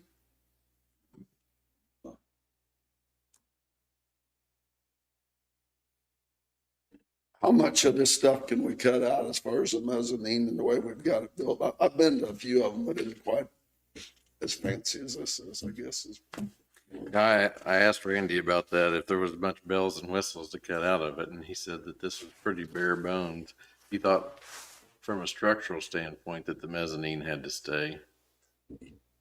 And that was a discussion we had that, yes, what he cut out and what he made, this compared to the other tipping floors that were built, is pretty bare bones and is not overbuilt. It does cut out a lot of the things that you would find in other tipping floors that some of these companies have built. And one of the things he did cut out was that 2-inch special concrete overlay for handling all the scraping and stuff like that. Cause regular concrete, it'll tear that up pretty quickly over time, having that repeated scraping over the top of it. And they were able to find an admixture to get it up to 8,000 PSI concrete, to handle that rather than having that extra 2-inch topping that would have been a separate pour. So Let me ask you this, and because you've dealt with these projects, what's the anticipated change order cost going to be on this project, do you think? What's a good number? Don't. On building construction, you're usually looking at about 10%. So there's another potential 170,000. Then how much do we put into the existing transfer station right now? 30? How much should we put into the existing transfer station? We did all the repairs. Oh, you're talking about the welding and the repairs and stuff. I don't have that number with me today. I'd have to go get it. And then we're gonna keep that existing one and use it as recycling, right? Yes, I cannot see spending the money that we spent on that to recoup that building and repair that building and not repurpose that building. Well, so what's the cost gonna be to take everything out of there and transfer it to just recycling? What's that total cost gonna be? The total cost on that, you're not looking at a lot because what you're talking about is floor space. But this is tax dollars money and they want to, What you're looking at is cleaning that floor space and using it for storage of that recyclable, big cardboard bales and stuff. We're not talking about putting a bunch. The machines we have and need are already in the building. right. We're just basically using that until we can come up with a funding mechanism or a need. That's warehouse space. There's not going to be a lot of money spent on that.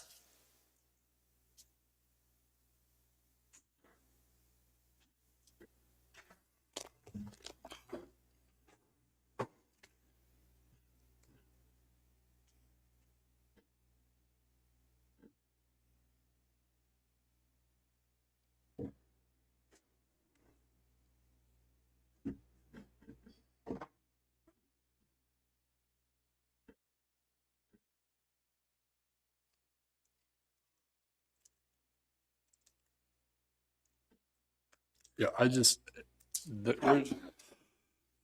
a lot of unknowns and no plans, no backup plans if something falls through or if we do this, this is going to happen. No,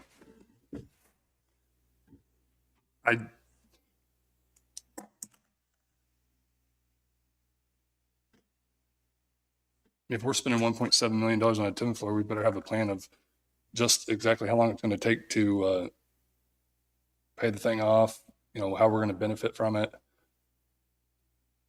I think there's just a lot of unknowns, in my opinion. Well, all of that should be in the original study, giving the timeline of what we spend on it and how long it will take it to pay for itself by the changes that were recommended. That's what started us down this path in the first place. Talk about Yes. Then we have another $100,000 for Call Valley to be on site, right? I've got another $191.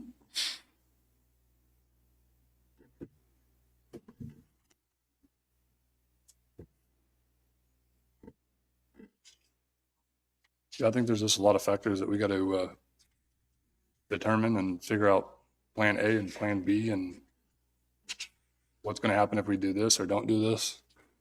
We're looking at $4 million, right? Close to it. Total, not including what we spent on the containers, getting them redone, the hassle with the compactor site, there's just a lot of stuff that I feel like we're not thinking about. Yeah, with change orders and on-site inspection, you're over at 2 million now. I mean, if you go 10% change orders. So is that something that we can sit down next week and we just hash everything out and figure out a plan, get all our questions answered? I'll bring it to you, and I think Chad's got a copy of what we were talking about as the original, and I don't know what it was termed as perspectives or proposal. future planning study. Yeah. That's what they named it. It looked more like a feasibility study. They went through a couple. And it went through all the equipment and all of the needs and necessities. So on the Terracon survey, what do we have in that right now? Total cost that we've spent on that? On the Terracon survey Mm-hmm. for the cell expansion, Yeah. I'm gonna have to look at that. I don't have a number. I can tell you what they're asking for to do the expanded survey, but I don't have the numbers on what we spent so far on it. So in that studied, is there an approximate cost, what it's going to cost to raise our sales, or is that just for the tipping? That study has nothing to do with raising the cells. That is only the tipping floor, our operation, and where we haul our trash, and the fuel and the equipment cost for it. That study has nothing to do with So say we do the expansion. So say we do this survey that Terracon just did. How long is this survey going to be good for? How many years? If we're not able to raise the cell right then and there after the survey is completely done. If we do that survey, the next part of the process, in my understanding, is to bid out that project, complete the expansion, and then gain the number of years from the expansion to start building the future landfill that we're going to use for the next 20, 30 years. Well, my question is, when we ask for it the first time, and then they come back and they hit us, the state tells us we need a bigger one. And I don't know why that is. When we go to them and ask them what we're wanting to do, so they have us survey it, then they come back and want a bigger survey. I guess I don't understand that. I have some other counties that I do road and bridge stuff for that I know have been having more trouble with KDHE the last couple of years. What is it? Does it make sense to you? I mean, Well, about where we asked for something and And then we go get it, and then they come back, they want more. I guess I work for state agencies and federal agencies enough that I stopped trying to make sense of this stuff. But yeah, you're right. It isn't like we went and told them what we was gonna do. Right. We went and asked them what we wanted, Yeah. what we needed to do, and they tell us, so we go do it. Then they come back and hit us with another bill. Did you guys want this copy of? Is that the one that you gave us? I've got it, I think. But I'd still like to know surely they know what an estimated cost is going to be to raise this thing. You mean Terracon for what they expect the bids to come in Yeah. at? I can talk to Tony and ask him, but again, being cautious about it, we had estimates on this and they, Yeah, but we can't make a determination on a $1.2 million project and not know what the next stage is going to cost. I mean, you still have to have an executed approximate plan. Right now, we have nothing. We're doing a survey and we don't even know if we're going to raise the cell or when or how, or if we have the funds to do it, right?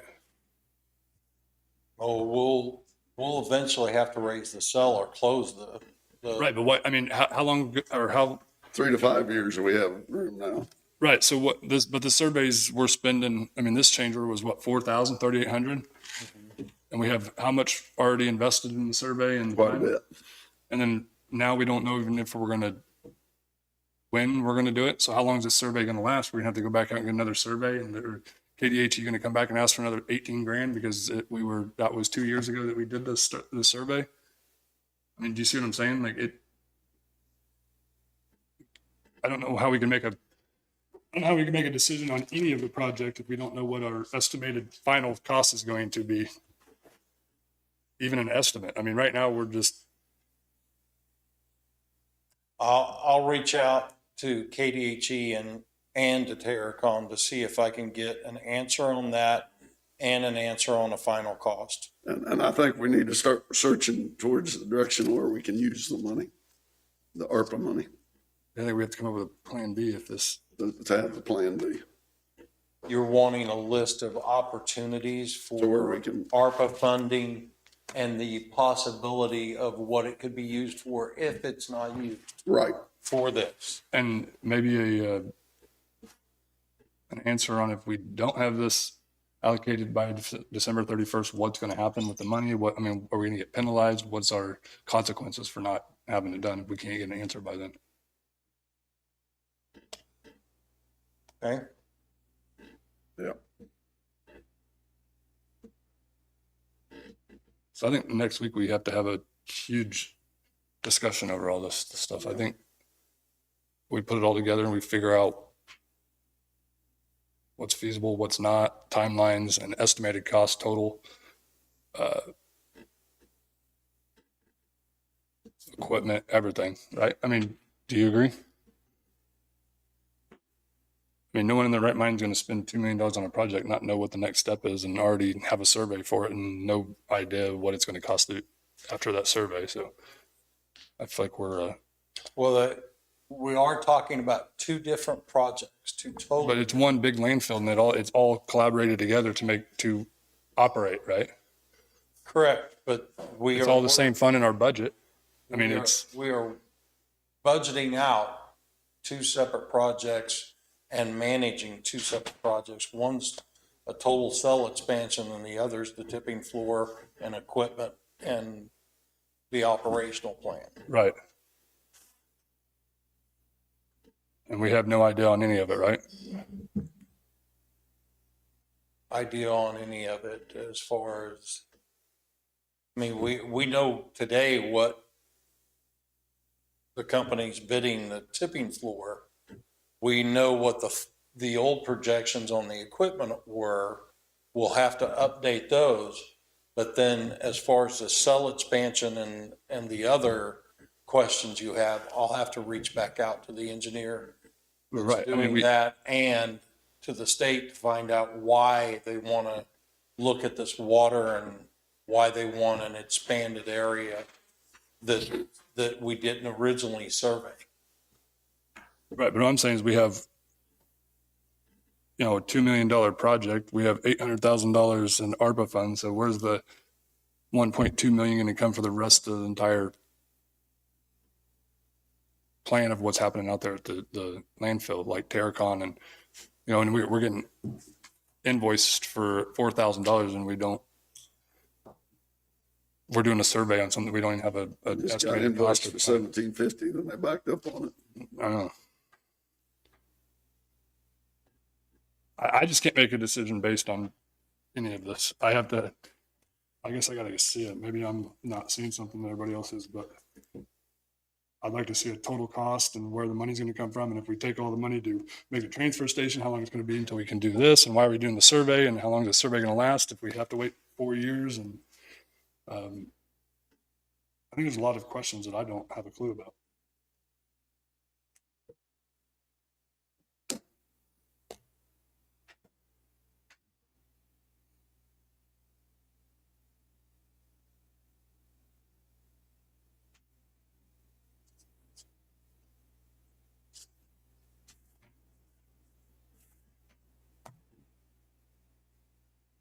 So next week, can we just have a big discussion on all this and try to get all our answers?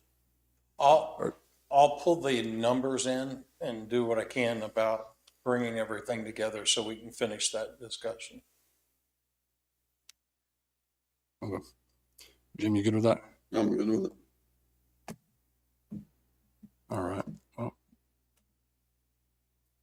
now we're on to 900 road project. And look, you guys got anything else on the transfer station or any of that? All right, Chad, go ahead. Yeah, the 900 road culvert project. They got the pipes installed. You know, everything went fine with that, but I think it was the third pour of the flowable fill is when the second pour. Yeah. We had talked about doing it in separate lifts so that, you know, we wouldn't have the risk of that floating up. And, you know, the first pour went fine. But on the second pour, I guess it got underneath there and raised the one end up on the west pipe. So, you know, which didn't put us out of our permit requirements for the permit that we got. So, you know, we were going to raise the road up to get some additional cover over that south end that had floated up. So, you know, we were bringing in fill and raising that up to get the cover on it. The other pipe stayed where it was at. So, you know, we're meeting the Corps of Engineer and DWR permit requirements as long as one of them stayed down at the flow line. And then I guess, I don't know which pipe got squashed. I haven't been out there to see. I guess one of them got squashed and maybe doesn't seal anymore, but I don't know what happened or any of that stuff. They were just asking me for options of what we do. I'm worried that if we try and take those two pipes out with them tied together and flowable fill poured in between them, that, you know, it'll do more damage than good and end up buying two more pipes because I don't know that you'll be able to get them out of there without damaging them. So, you know, we were talking about, you know, just filling the rest of it up with concrete and just letting the pipes that are there essentially end up being a form. So what was our total cost on this when we pulled the trigger on the project, Sean? Sorry? What was the total cost for this project when we pulled the trigger on it? What was our estimated cost? Our estimated cost on it, when we pulled the trigger, I believe it was around 40 to 55,000 when we pulled the trigger on it. Okay, so that's what we were understanding. That's what was going to happen. Now, how much are we in it? I don't have a number on what we're at today. You gave something Last week, we a little over 70,000. 78,000. So we're already over budget, and we went with your plan that we hired you guys to do. So now that what are we looking at to finish the project out? How much? I some of that money that is in that project cost was, our crews taking the trees out, cleaning up the debris, taking the existing fence out, getting rid of all that extra dirt that was down in there and in the road, digging things out. So, Right. But what else, I mean, so beyond that, what are we estimating the cost is going to be to finish this project? What's the estimated cost to finish the project now? To me, Well, I don't know, because we were not going Well, I off their didn't- plan and it was. we didn't really do a $5,000. plan. I got you guys permits to replace it with what was there. So we. whose plan Originally, did go we had, off of? originally, we had suggested doing a concrete box like is under Waddles, just 100 yards upstream. But, you know, we had talked about bidding the project out, but that was probably going to be a couple $100,000. And then I got pricing for precast concrete box sections that you guys would be able to set yourself. And those were like 88,000 to be delivered. And Yeah, the shipping was prohibitive on those. didn't want to do that. So where did all the concrete fill and the size of the tubes and not plan come from? Where did we get that? You asked if we could just replace what's there, and I said we can't replace it with two 10-foot tubes because we've got to be 12 inches below the flow line, and we've got to be at least the same waterway opening that's there. So that's where I told you that we had to go at least a foot larger in diameter for each of the two tubes. So Then who made the determination to pour all the concrete around it? What I'm getting at is I didn't design this. I didn't do none of this. nobody really designed it. Well, what I did just you got the present? permits for it. Well, how did you get your permit without a plan or design to the state? Doesn't have to have a design for the size of water, of drainage area that is. So then who determined we're putting $40,000 worth of concrete around the tubes? Somebody had mentioned filling in between them with flowable fill. And I said that, that's fine. You can do that if you want to. That wasn't your recommendation to begin with? Well, you didn't have to do that, but I mean, I think at the time, the thought was it would tie them together and it'd be less likely that they ended up downstream sometime. Which, I'm not saying that there's anything wrong with that. It's just, when you get into the execution piece of it, it's not as easy as just backfilling with dirt. So.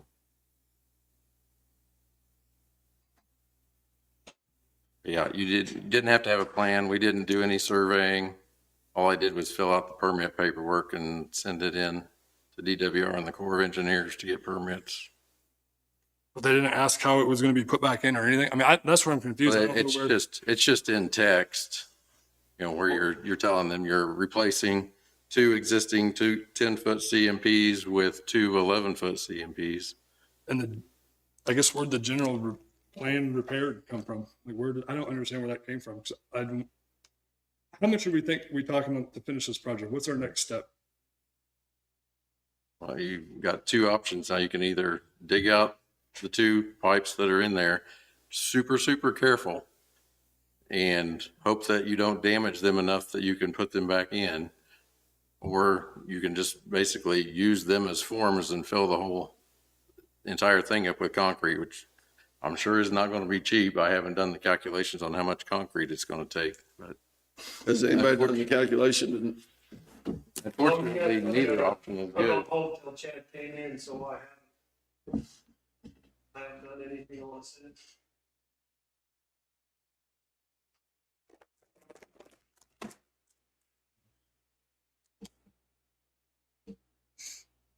I'm not trying to be a jerk, but our estimated cost is already, almost $40,000 over, and we're not even close to being done at all. We have no plan. We have another $100,000 in concrete to put around it. I didn't make the decision to pour the concrete. I would never have done that. I didn't think it was a good idea. If I would have thought you would put some straps around it or some cables or something to hold it down so it didn't float. I didn't come up with this design, and now our county has to pay for, I don't even know what we're talking, the remaining of the project. You don't have to. You can leave it closed forever. Well, I don't want to do that. It's a county road. We turn, I'm this not is- saying it, I turn to you, we turn to you for a design. So this isn't a design problem. This is an execution problem. I have never worked with you guys before. Our I guys don't know what, executed it by what they told us to do, correct? How did we Sorry? execute the project? Where did we get our commands from? Who decided to put concrete in it? We attempted to execute what we met and talked about in the flowable fill and then Met with who? Who told you that? meeting the requirements for backfilling the tube so we could pour the concrete over the Okay, top but of that. But where did And that was all done in joint meetings between ourselves, the foreman, and Chad. Okay, but did somebody Google what we should put around it or what? Where did the determination of the flowable fill and the concrete around the tubes come from? Who gave us that? I remember that was a discussion at the scene Between who though? between our foreman and Chad. it was initially brought up at this meeting when we first talked about it. And it could have been, as you will know, I came and went from several of these meetings. But we had talked about the flowable fill and whether or not it would go in lifts or stages and whether or not the tube would come up. And the tube did come up even though it was poured in lifts. At that point, we had to back up and move over the other side and try to backfill to the tube that was remaining in there so that we could get the concrete in to cover the gap between the two. And as we went back to backfill, the ground gave and we've got a tube that smashed. Which is a design flaw, in my opinion. This isn't our fault, and I can't ask the taxpayers to keep funding this whenever this isn't our problem. We turned to you guys to give us a design. You guys okayed the permits, and I don't know how the whole process works, but I'm confused that the state doesn't ask for a plan of how we're going to fix it and then they say, okay, a plan. I mean, they just okay it without even knowing how we're going to do it. If it had been larger than 4 square miles of drainage area, we would have had to done a survey and put a plan sheet together to go in with the permit. So what did we ask the state to do, I guess? I mean, I don't feel like this is our fault. We're not the professionals. We asked you guys to do all this and give us a plan, and that's what we're executed. And Well, I guess we should have contracted it out. I guess so. I mean, but you guys are our on-call engineer, correct? For the Correct. county? Yeah. Right.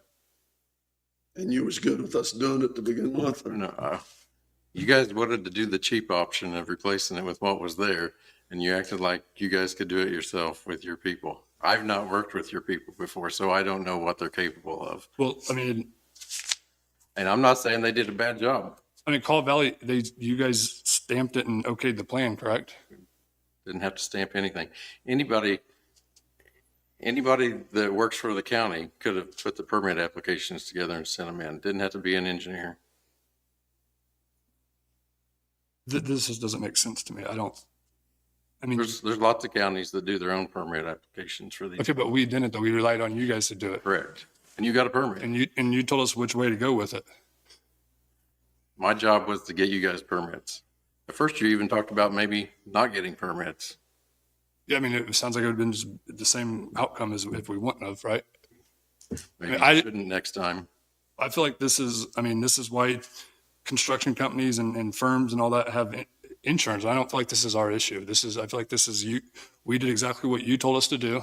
You guys put your name on it, and we have to come to some determination on how we're going to finish this. We can't ask the taxpayers to pay us. They didn't tell us how to do it. They didn't put the plan together. You guys did. Okay. Was it ever mentioned that the tube might float? Yeah, we talked about it. What was to stop it? What was it? That's why we were doing it in lifts. I don't know why I'm Nothing as saying. far as putting any pressure on the top of it or anything to hold it while we was doing this. I mean, I think they had tied them together with rebar between the two. I was there from the beginning on it. Like John said last week, I come in midstream on this. are they tied together? I have no clue, Jim. They definitely are now. with the flowable fill. Yeah, but I mean, no rebar. I'm asking about, are they tied together with rebar? I'm pretty sure they were, yeah. Are they? I couldn't answer that. I know they were blocked and formed to hold the flowable fill. And I couldn't go down to the bottom of the pit during the discussion because of my mobility.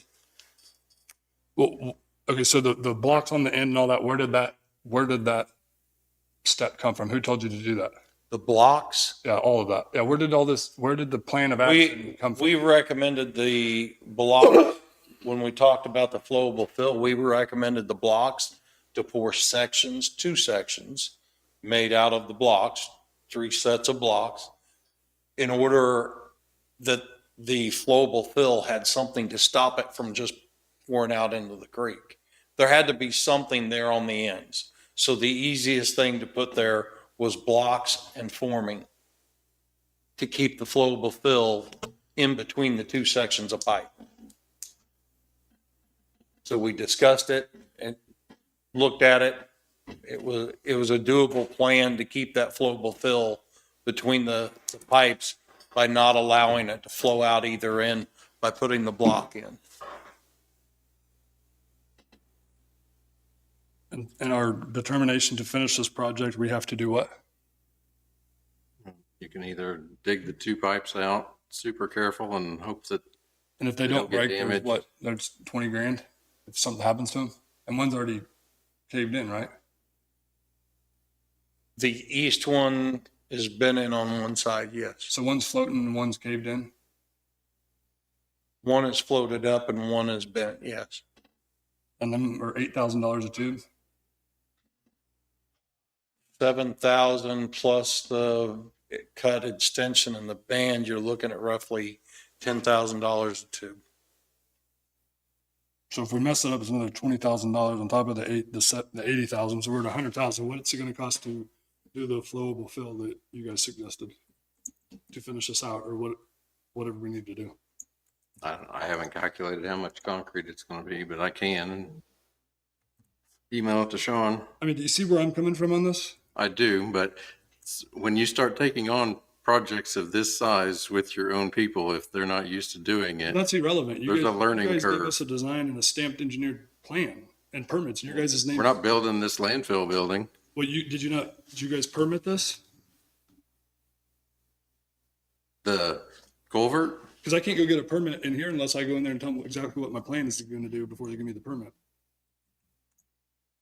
well, I mean, I told DWR, essentially what was being done, removing the existing 2 10-foot CMPs and replacing with 2 11-foot CMPs. That's all they care about, as long as you're matching or exceeding the existing waterway opening and meeting the environmental regulations and dropping the bottom of the culvert 12 inches, putting the native material down in the bottom of it, which they got them installed. They did all that stuff perfectly good. I was very happy when they asked me to come look at it before they started backfilling. They'd done a great job. Well, I mean, is you're the point of contact on the job to okay the project and say it's within? I'm not.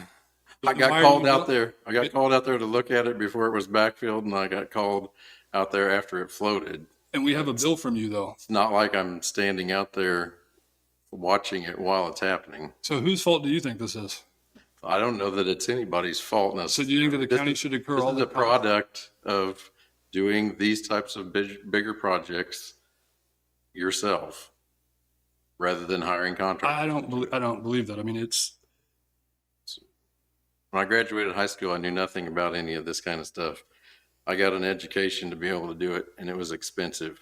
This is an education. yeah. Well, this is an expensive project that we took advice from, and look where we're at now. My suggestion was to build a concrete box there with a contractor. You But wanted me to that's go not- talk to somebody in Miami County who does that. Well, that's fine, but that's not the way that was okayed and permitted to do. So And that was we followed- chosen based off price, not because of what I was suggesting to you. Well, but it was the plan that came up with was brought to fruition through you, and you told us how to do this. So I don't understand how this is not part of your guys' problem too. So do you think that we should incur all the costs to fix this? That's pretty much how it works in other counties. It's not like this doesn't happen other Well, then places. what is your, I mean, I guess there's always going to be, there's, The first accidental meeting I was issues. ever at here, you didn't think they could blade gravel roads. Well, that's irrelevant. We're not talking about that. We're talking about the engineered plan that we went off of that didn't work. Not an Now- engineered plan. I got you guys permits. That was all my job was. So what,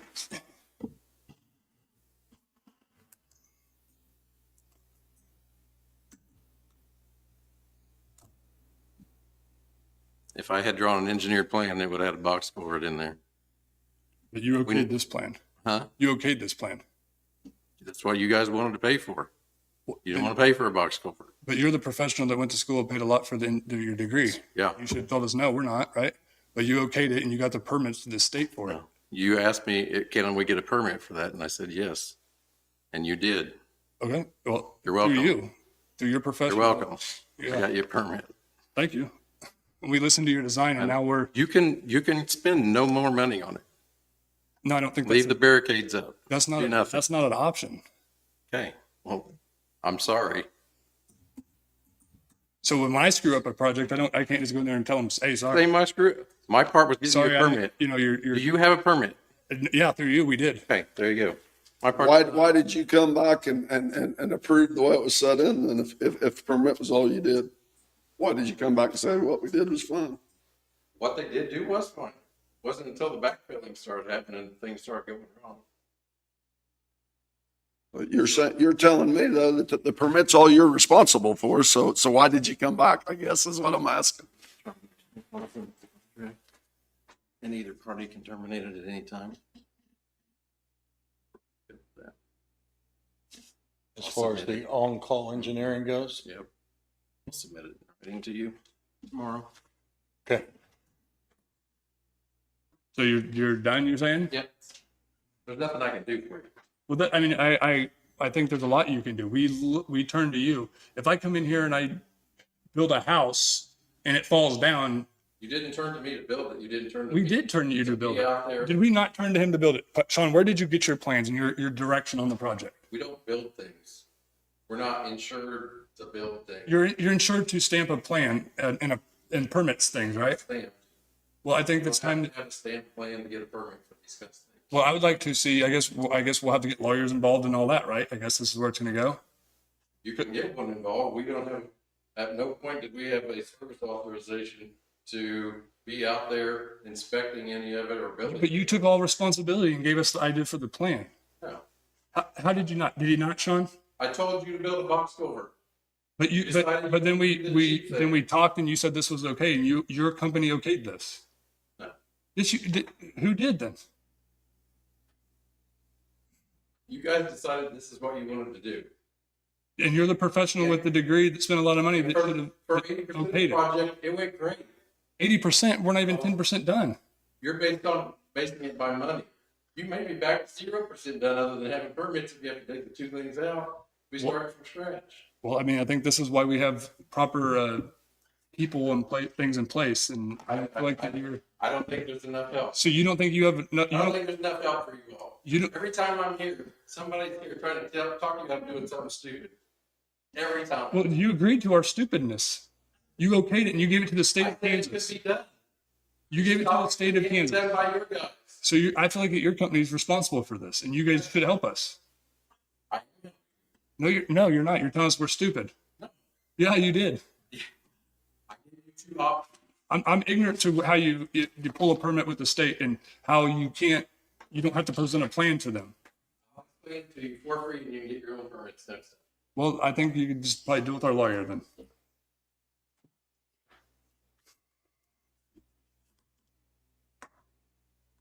So we have none of this stuff in documentation at all. We have documentation of emails, the plan, the permits, and all of our communications like we would And where on, he suggested Any what other- we do. I'm sorry, And he gave us a suggestion on what we should do. we have documentation on all of that to include our billings and things like we normally would. And that's what we made this project off of. Among physical site discussions as well, yes. So do you feel like you and your crew are to blame, or do you feel like that his company and his design is to blame? Be honest. I don't feel comfortable assigning blame if we're going to involve legal. I think at this point, what I want to do, if we're going to involve legal and cancel contracts, I want to get the documents that I have up and be able to provide all that without providing an opinion, without having to review or read that and then having to back that opinion up after having read it. Basically, I come in here with 20 things to have to discuss. I can't know every detail about them all. So what you're asking me, I don't want to speak on if we're going to go to court later until I've had a chance to review it. I don't want to give you bad advice. It just comes right down to, if I'm going to answer something, I want to give you the right answer, and I want to be intelligent I about just it. jumped down a guy's throat because I feel like that his company is the ones that guided us, stamped with the stamp approval, and this is where we're at, and we're going to be looking at, let's just be real, over another 100,000 to fix these tubes, correct? Or more. I would have to look at what the concrete cost, and I don't know that, and then pulling the tube, what that's going to cost if we pull that east tube. But can I tell you you're wrong about the cost estimate? No, I can't.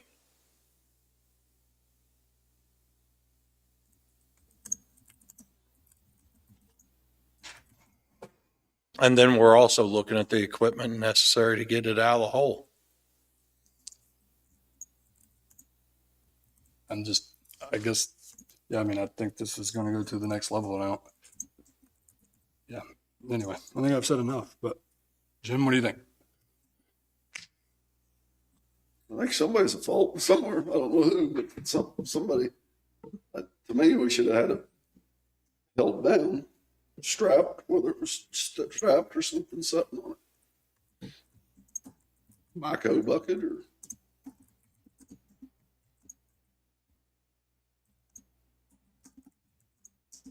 Trico bucket. Something should have been on it. And so our direction now was to go ahead and fill it the rest of the way with concrete. Fill up to All the way up to the top of the tube and put To- 6 to 8 inches on top of the tube and use the tubes as the form. When I brought that to you, you said, let's hang on and wait. So we did. How many, I mean, and what is there? We're not even a foot up. How far are we up on the tube right now with the amount of concrete we have in there? Like a foot? About 2 feet. 2 feet? Yeah. So we have another 8 feet to go?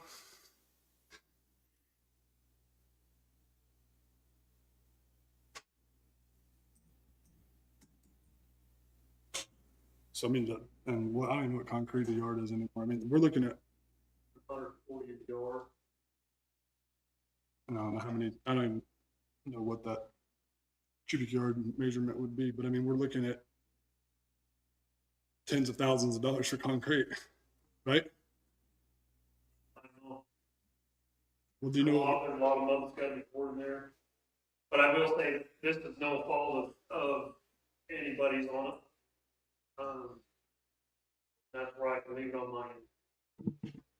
I was there when mud was poured.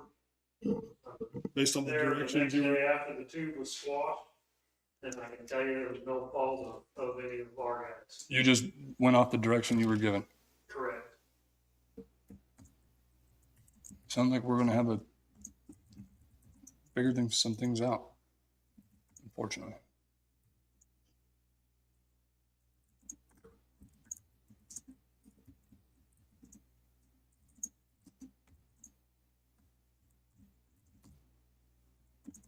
Anything else anybody wants to add to it? No? Not at this time, but if we could, before we bring Sherry in, if we could take a short recess, Yeah, I need one. 5-10 minutes, anything would be appreciated. Yeah, you want to recess until noon? That's I need a drink. I'll make a motion that we recess until 12. I'll second it. Motion moved and second. All in favor, say aye.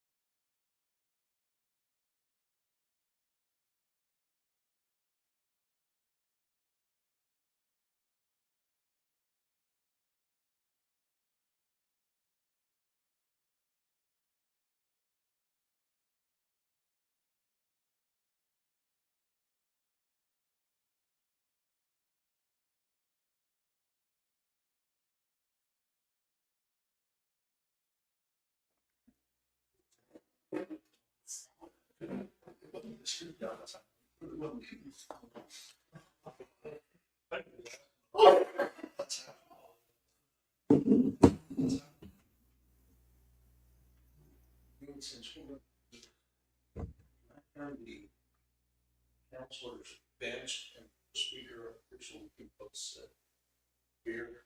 That way, I don't want to do what I did before and screw you up. I don't have a microphone.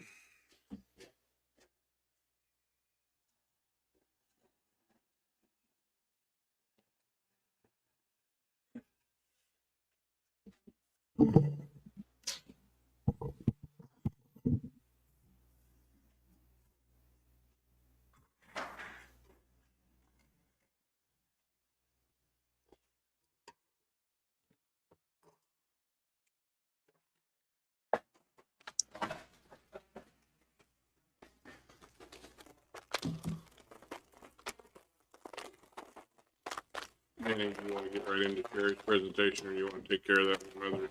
Oh, we can do hers first. Okay.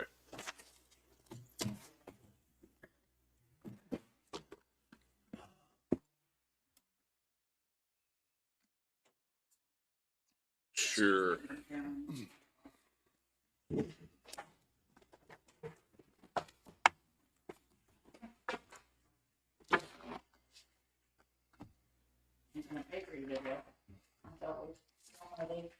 Yeah, just.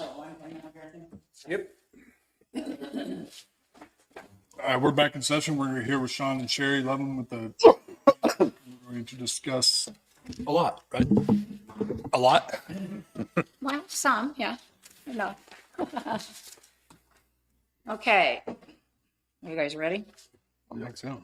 Okay, so I created this little spreadsheet to try and show you something that we had not anticipated when we started to do this online camping. And so the campers is the first two lines. That would be if somebody stayed 1 day or 7 days. And then parking to fish or extra vehicles at campsite is the same thing. It's parking, it's extra cars at the campsites, obviously. Boat slips in the probable future and tent camping with my current rate. So this is what we currently do right now, or this is what? No, this is what your Wi-Fi, your online camping is going to cost these people to pay.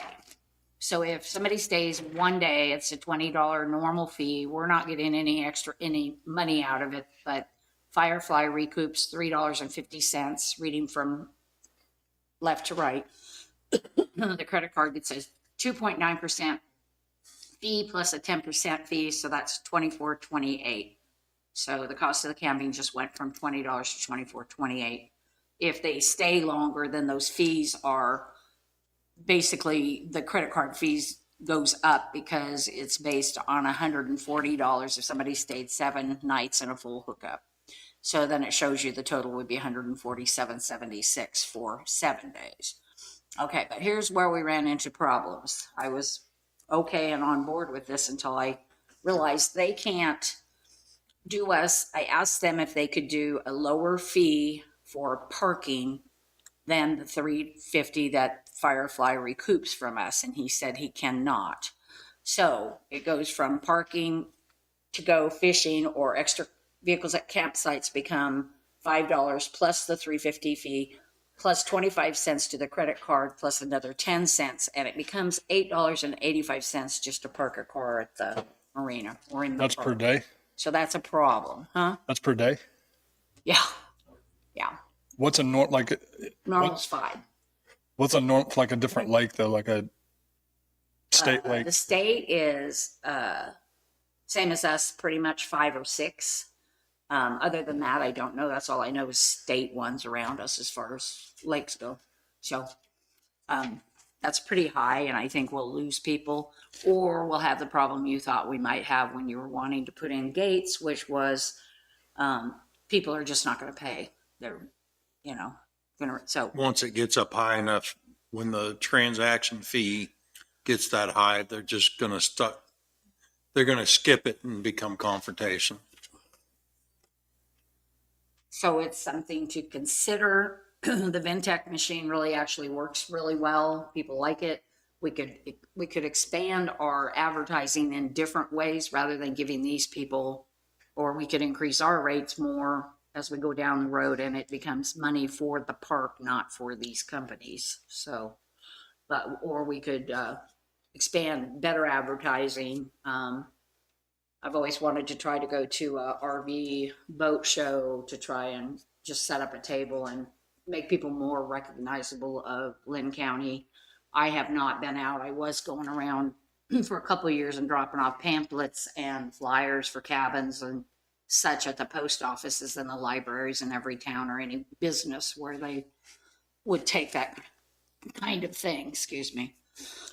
So I guess what I'm asking you is, are you wanting to go forward with this online camping if we may down the road lose money from this? So Was this the same way with the cabins too? They charge, cabins aren't on there. Cabins would be separate unless That'd we, be separate. well, if we put them on there, yes, it would be the same thing. They would charge $350. And I don't know how they work with Airbnb. They do have some, I have not gotten into that because I never have been asked to do cabins, but those fees would, yes, go back. Can I ask a question? Is it possible to make it inclusive? Like if you rent a cabin, you can pick cabin with camping, cabin with parking, cabin with, it increased the rate itself? Well, the without problem making it is, separate? I think with the extra cars at the campsites it is, but not the regular day. People coming in just to go fishing. I looked it up, we make over 8,000 a year just off of parking. Right, so the people that come in just to go fishing, they usually stop by the marina anyway. So they're not usually your online bookers anyway, right? No. So maybe they're just gonna still stop by and we just offer the online for the camping. Okay, but then here's the deal. Right now, they can go to the Ventec machine and they can pay for their parking when we're not there. And I've got them all trained pretty well. Okay, so if we're closed, we either have to go back to envelope system where they put their money in an envelope and put it in the box and we pay that way for the parking, or you, yeah, or they're only gonna be able to come into the marina and get one when the marina is open, so. Just a thought, sorry. No, I was trying to make it. Well, and in that split, is it possible to split out everything and just keep the Ventec going for just the parking and boat slips? Well, yeah, you still gonna pay Ventec $1,395 a year unless they give us a lower rate for just parking, which I can check into. I mean, we could do online for cabins, we could do online for our booking sites, but we wouldn't be giving them for boat slips and for parking, we wouldn't hand them $350 a shot, which would be cost prohibitive to the people that are wanting to come fish and park and probably wouldn't pay it to begin with.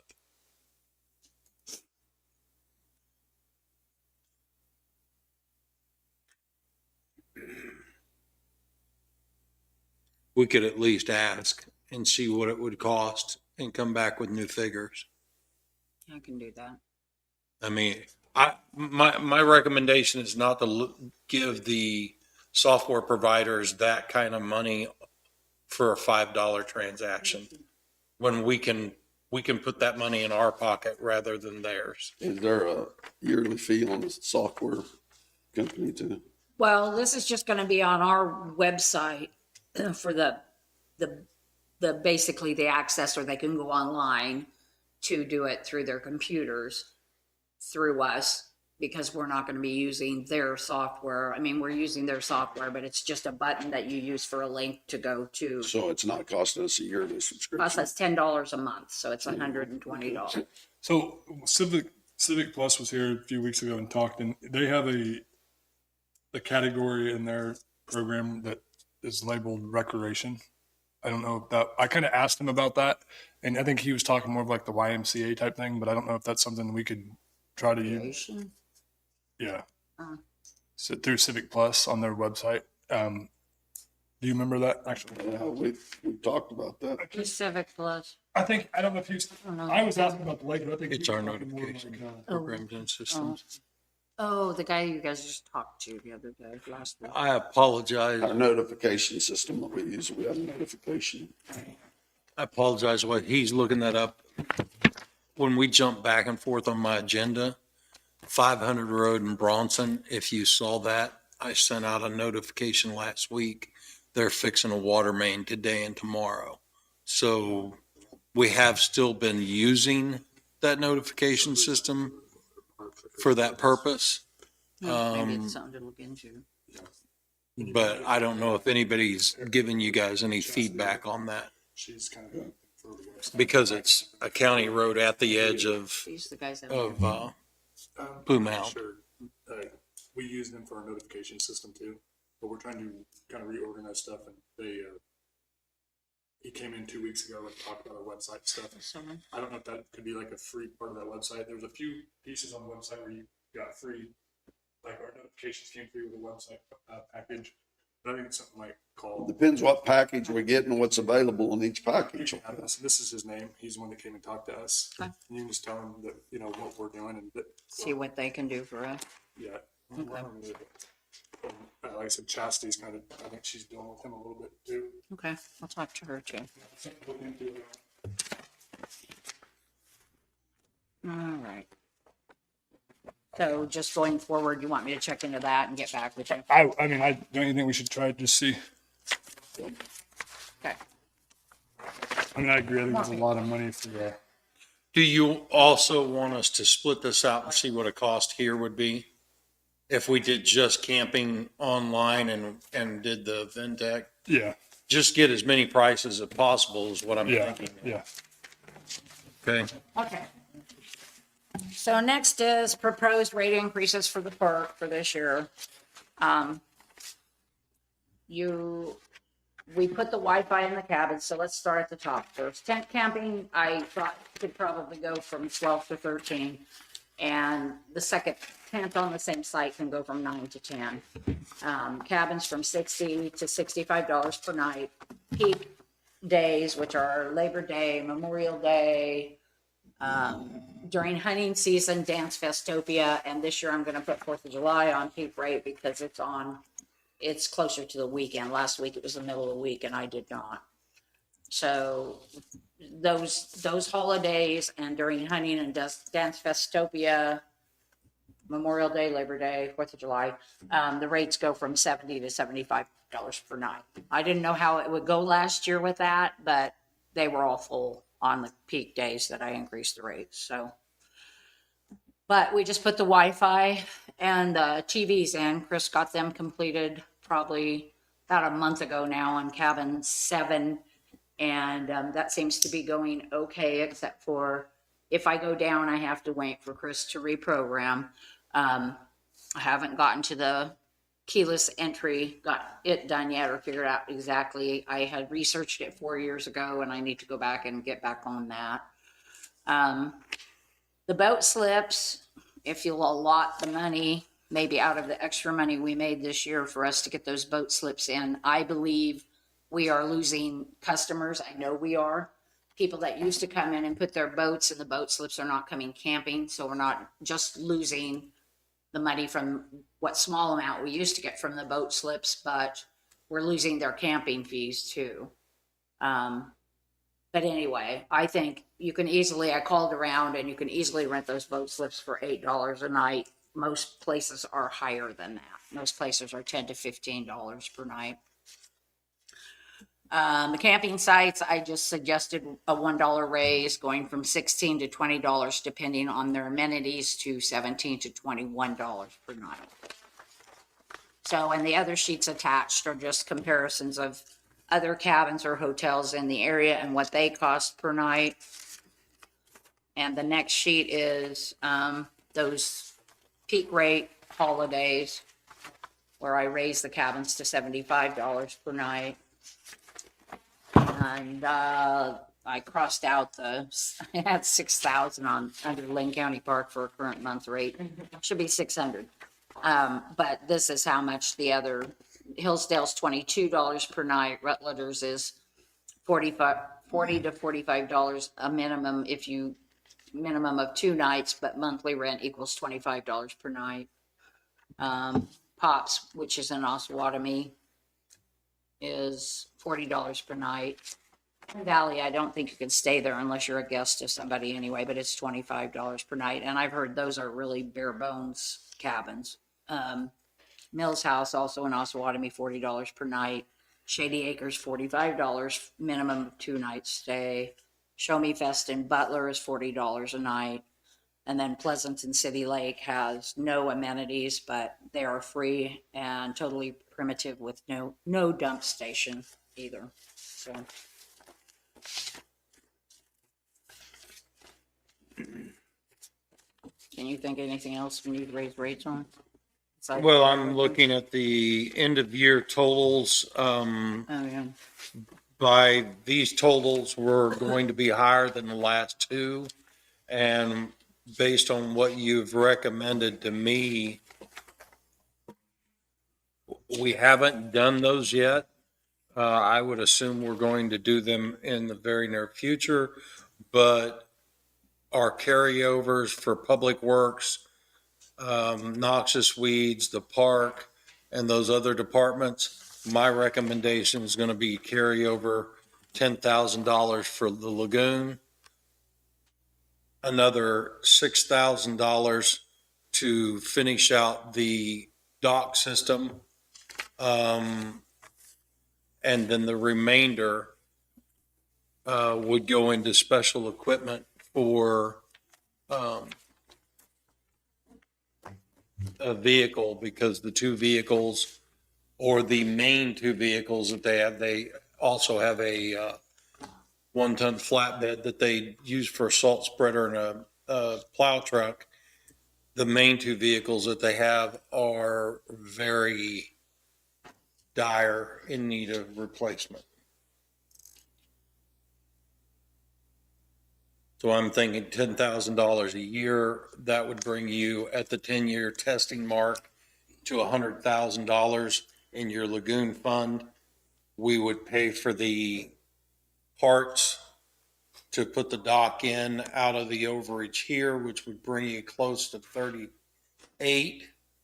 And I would recommend at least 30 of that go over to special equipment, so that we could add it. And I think special equipment currently has,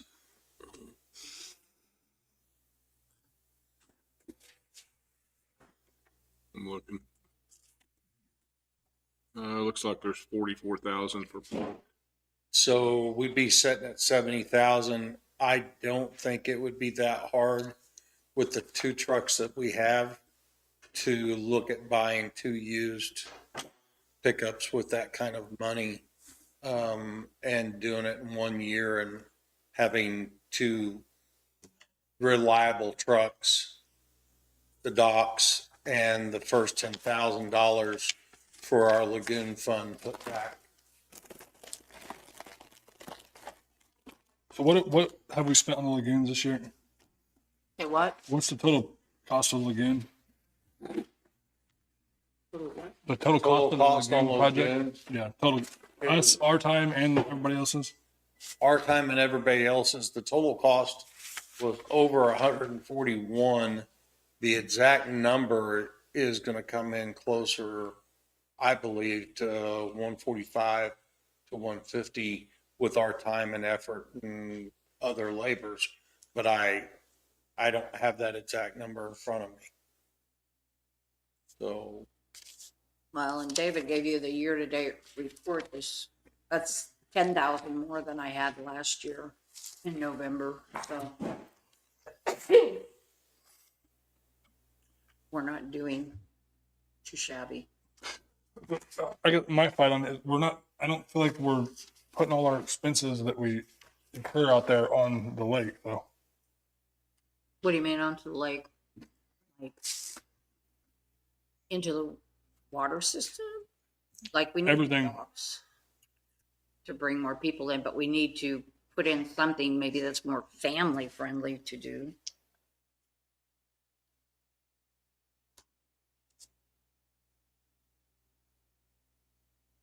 I believe what you might be saying is that we're not showing all of our losses compared to our revenue, like the lagoons that over time, weren't managed or paid for because there was no fund to do that. And that's decades of stuff we can't correct until now. But I believe now we can put $10,000 a year back, and that if we test that first. But where's that 10,000 going to come from?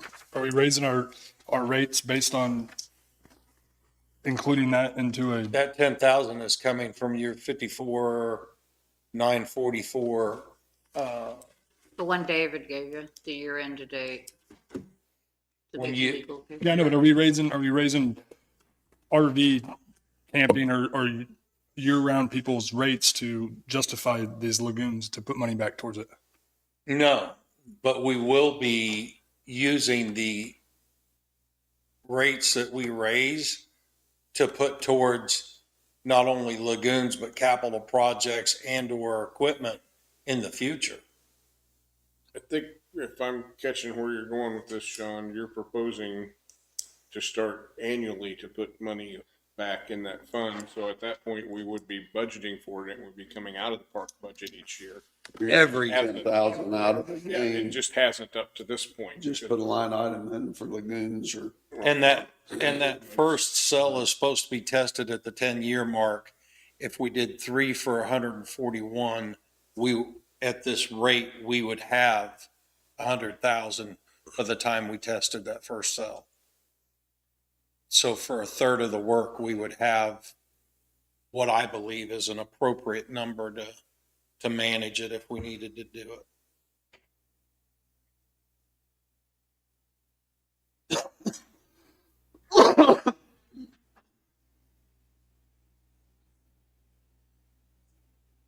We're doing some of that type of thing in the last few years with solid waste on landfill closing fees that we're supposed to have set back. We put a line item in contingency that we take it out of the solid waste budget and put it into that to keep building that up from year to year. You're also doing it with noxious weeds. And the We're buying noxious weed next year's mitigation. chemicals with Yeah. this year, and then we're putting back the items and being able to get ahead. We are slowly, in multiple departments, getting caught up on what should have been put back for these things that come up and that we knew, like the closing costs, like the lagoons. We're putting the money back that should have been put back. But quite honestly, and in full disclosure, it will take a decade or better to catch that back up. Yeah, but I just feel like we have to be real with ourselves of what the lake's exactly costing us because we don't figure benefits into this year-to-date reporting. Well, I understand that. I truly do not wish to sound argumentative. We don't figure benefits. Yeah, I know, but I think that, I mean, to figure benefits for them and no one else puts a little extra burden on them that nobody else carries. no, but I think that's how we put everything into the general fund, and who puts the most money in the general fund? The sheriff's department. Mm-hmm. You know, so I mean, is the sheriff's department paying for everybody? Because I don't know. Are they paying their own wages out of their budget? Well, I mean, it's the general fund. Who knows, right? So that's where Our I'm wages like, are in here. I want to know exactly what, because I don't feel like this. No, I'm not trying to take away from you that it's not doing good out there. I'm not saying that at all, but I don't feel like the 54,000 is a true number that we can go off of because we have $145,000 in a lagoon, regardless if it happened 70 years ago. Or Do I believe what you're saying as far as the numbers not adding up and being as accurate as what they could reflect? You're absolutely right. But if we broke those numbers down, I don't know, we're talking about a lot of the time for accounting and a lot of, at what point do we spend more money on the calculator than, what we're trying to stop is the bleed on the lagoon and have money for it when it comes up again, and capital improvements, and have those two taken care of. I think we have to be 100% real with ourselves on the exact number and exactly what it costs to run this start to finish. And I think that's the only way we can move in a positive direction out there. I mean, do we know that we should spend $6,000 on a dock that was given to us for free, that it wasn't going to cost anything? I don't know, because we just spent $145,000 on a lagoon. I think the dock itself is worth 7, 8 or more times that. Yeah, but are we going to utilize it to the fullest though? Are we going to utilize it? I'm positive we are. And the system that you've got is like the lagoon, it has ran its lifetime a decade ago. So if we're going to keep that up out there and not go backwards as far as the campers that we bring in, the people that are looking for amenities, fishing, things to do, as opposed to what we had when I first came in. We had a lot of people that weren't paying bills and were squatting and they were taking advantage of us because and I hate to use a political term, but the broken windows, if we don't repair it, then the campers that we get there tend to be the campers that go to places that are more run down than others and charge less. I mean, I don't want to overcharge for the park, but I do want to keep it to a level at which we're proud to maintain it, proud to own it, and we're not ashamed that. No, I agree 100% with that, because we're providing a service. We're taking tax to the dollars community. we're taking tax dollars to run the park, and then we ask everybody to pay to go to the park, but just pay the taxes on it. So that's what you see what I'm saying? I do not disagree with you. It's like, yeah, I do want to put one thing in on comment with the sheriff's office and bringing money in. If you look back at the sheriff's budget 5 years ago, the total budget was 2.4 million. In next year's, the 25 budget, it is 4.1 million, and we're projecting 1.4 million in income from prisoner housing. So it's really not going to fund everything else. well, I know I wasn't saying that to take away from you, Dave, or nothing like that. I'm just saying, like, and then that's where I've been with the budgets all these time, and that's why everybody hates me during budget season. We're shooting for trying to cover the lagoon, so that never happens again. Like David said, same with the landfill. We're shooting to put money back for the lagoon, and we're shooting to buy vehicles and equipment out of the overage and be able to contribute to the benefit of putting docks in and other things by the money that Sherry's been able to bring in and make a plus to the park over the last several years. Because even before Sherry got there, these numbers weren't that great. They weren't. But we're getting to the point where we can try to help out, but it's going to be another 5-10 years before we get to the point where we're where we want to be. And I don't take nothing away from you whenever I talk about it all the time. It's just, trying to make it make sense in my mind, because it doesn't. I mean, when I first got here, we had RVs and campers out there that were running 220 outlet or air conditioners in their camper, paying like $14 a day for electricity. You're way Up from that. So it never made sense to me. So don't let me take away from anything you've done. I think you do a great job, and but I'm just trying to make it all make sense in my mind. Of I still believe in the gates. You're not a law enforcement, and I hate that you're out there by yourself sometimes, having to go to campsite to campsite. And I hate that, actually. I wish we could change that. Well, we have changed the environment. And when we talk about that broken windows thing, the environment that Sherry works in is not the environment that we first had when I showed up, where we had some folks that. If you get like just a night owl that comes in there at 10 o'clock at night, throws a tent up, our regular people out there, I know they kind of keep an eye on the place too. Like, it's not their job to do that, and it puts them in harm's way. That's where I felt very strongly about the gate. I mean, if they get hurt on the county site trying to take care of the county, I mean, that's that's somewhere you probably don't realize that Ventec machine prints out a report. Right. I can print it out of the machine. It's about this long. It's like a receipt. Tells me what sites have been rented and when they expire. I don't even usually have to go talk to anyone. Right. I mean, I just go around and see if what time do there's you other get there people though? there that have not paid. Huh? What time do you get there?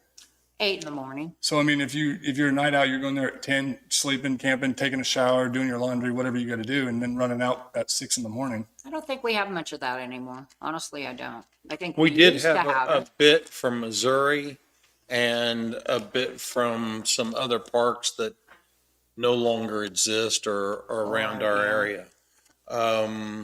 And a couple of lake communities, when they shut down for the winter, shut their bathhouses down, we were seeing it, but we're not seeing it now. We were seeing whole families show up at one time that we had to deal with. And it was, I would agree, at one time and over several years, it was pretty bad. Yeah. And we had to manage that Is problem. there any way we could put a keypad lock on the door Of the bathrooms? And I talked about that. of the bathroom to where people only knew that was using it? Well, I thought of that, and that's when I was looking at the keyless entry too, but then you gotta worry about, you're gonna have to change the code at some point, because whoever gets the code's gonna know the codes. So the people that live there, I guess once a month you'd have to shoot a new. Your code receipt somewhere. having something that could be scanned would be Better. probably the what you're Or even looking the at. keypad, just like that. I mean, you'd have to change it, like you say, weekly or monthly somehow, Right. but you know, people would, you could stop Right, some of it. You're not gonna stop it. right. Well, and people don't seem to come do their laundry there anymore, because we raised the laundry rates to $2 a washer and $2 a dryer, which I think when Sean was there, they were maybe $1 or something like that. And people would come from everywhere because they were cheaper than they were at the laundromat. Now people are like, that's too much money. And so they don't come as often. We still make some money off of the washers, but we don't make, I mean, we probably make the same. We just don't have the riffraff in there. And we did bring down some of our issues moving the compactor out of there that was at the top. The compactor with trash cans all through the site was very labor intensive. Plus it encouraged people to bring things there, and they would drive down the road and dump full couches and other stuff. I mean, there's a lot of operational things we did to get rid of the poor behavior that was going on, because there was quite a bit of it. But I would like to bring back to you what you ask about as far as some pricing and number. And by next week, have a resolution for these park increases. And then whatever David would we have to do a resolution to move this money? No, not a resolution. We just need transfers approved, which we'll do by the end of the year. Can we bring that back to you next week, complete? That way, by the end of the year, we've got the money moved to where it needs to be, the rates increased, and we are giving you what you need to make a decision on how you want to proceed forward as far as Ventec or online, or how you want us to manage that next step. Let me ask you this. So we pay our electric bill per loop, right? Or per area? So like on that main area where we have all those full-time people that live there. So what is our cost what is our revenue and what is our cost to run the electricity each month? Are It's we, on my computer. I could go get it. They're right here. Do you have it? I got a spreadsheet. I have a spreadsheet where I put just each one across. and then, so do they pay It's on, about What 100. you cost, but I've got what we pay. Oh, yeah, you have that. Well, I'm like him. I'd like to know, where the full-time residents are, I guess is what I gave that to you guys last year. I didn't know you were gonna want it this year. I I'd had it like to know broken where down. that compares to what we actually revenue it comes back. so like how much each camper pays a month? Well, I ended up Compared last to our year, and it's cost. about the same this year so far on my averaging. I haven't added December in obviously yet. Marina Lane cost you about or costs us about $100 per camper on average per month. And Viewpoint is about 80. I took like, there's 12 sites in there, and then I divided it up so that it took away how many days I figured other people total had stayed in the sites and took that off. Anyway, long story short, they're about 80. Because they have water, electric, and sewer, but there's no 50 amps over there.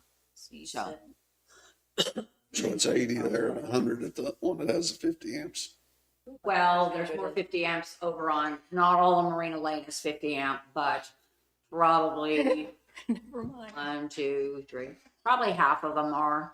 And so just the bigger campers, of course, are going to use more electricity. Plus, you've got each one of those sites at that location has sewage. So it's pushing down Electricity. to a pump, and that pump's kicking on that same meter to push it up the hill, where that other row does not have a lift station. So let me, So you are powering a rather large lift station there as well. see, when we first talked about allowing permanent residents out there, I was actually against it because we don't allow this anywhere else in the county. And I mean, if you live in a house, you pay taxes, you pay a sewer under your name, you pay an electric fee under your name. If you have bad credit, you have to pay a little extra, right? I mean, to get your service connected. But out there, do they get paid, or do we charge them? Where's our personal property tax come from their campers, or what? I mean, how does it? Well, the appraiser, we fill out a form each year, Yeah. and the appraiser comes through and looks at their sheds, any decks or anything that's I thought we built weren't supposed on. to have any of that out there. The new rules vastly limited it, and I drove through the other day, and they are less than 10 by 10, very mobile. And if there's any decks there, everything is going towards what we had planned, but it did not immediately tell everybody to take it out. So what is still there, as far as sheds or decks or any of that, the appraiser goes out once a year. We fill out a form, and they charge them for their personal property tax to include any ATV or anything, and campers that may or may not have a tag on it. All of that personal property tax is paid.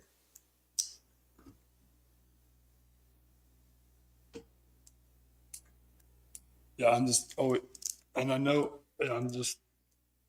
we don't allow it anywhere else in the county, but we allow it there, and we're competing against other RV parks all around us. I don't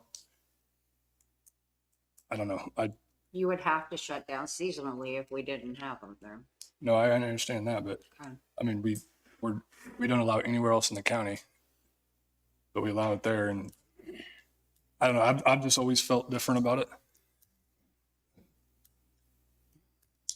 And I've voiced my opinion on it multiple times. I just don't understand it. So, and I don't understand we have it right there on the best location in the entire park, in my opinion. I mean, if I was to camp there, that's where I'd want to be. Well, that logistically is determined by the sanitation. Those pumps being there, you could take that same row and move it to the top of the hill. But the fact that it has those pumps there and it has all those amenities, that is what causes people to want to stay at that location, because it is the most low maintenance site or sites in the park.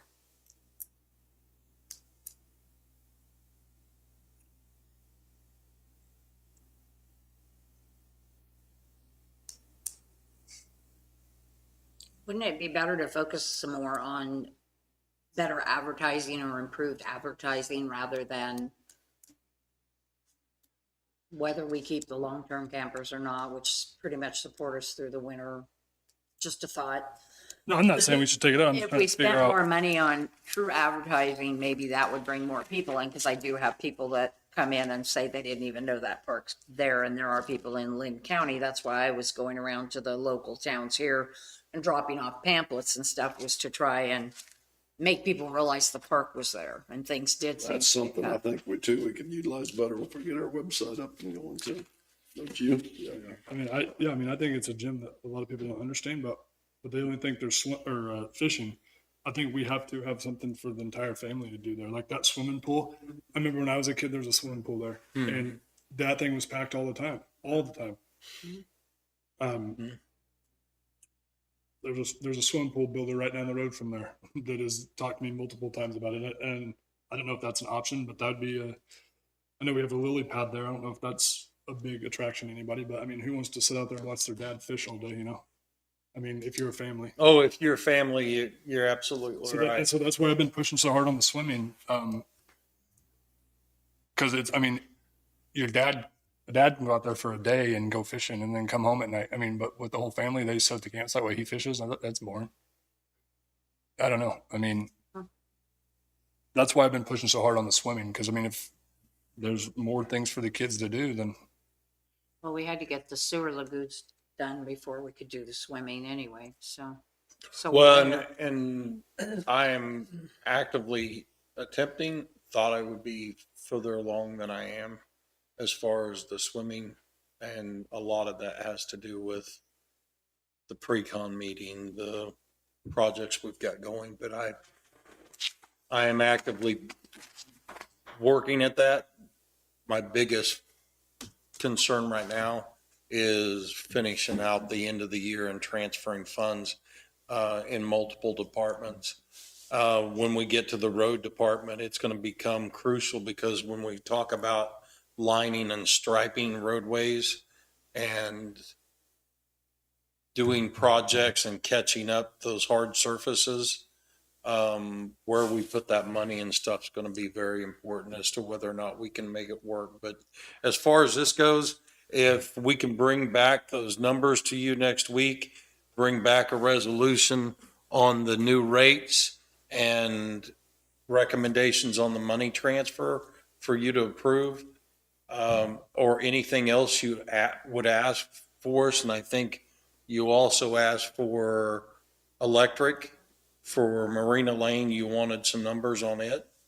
Would be happy to bring all that back next week and make a 30-minute discussion, maybe a 10, and get it accomplished. One more thing, what about the cabin rentals and the Airbnb? Why don't we just combine that and put every single cabin on the Airbnb site?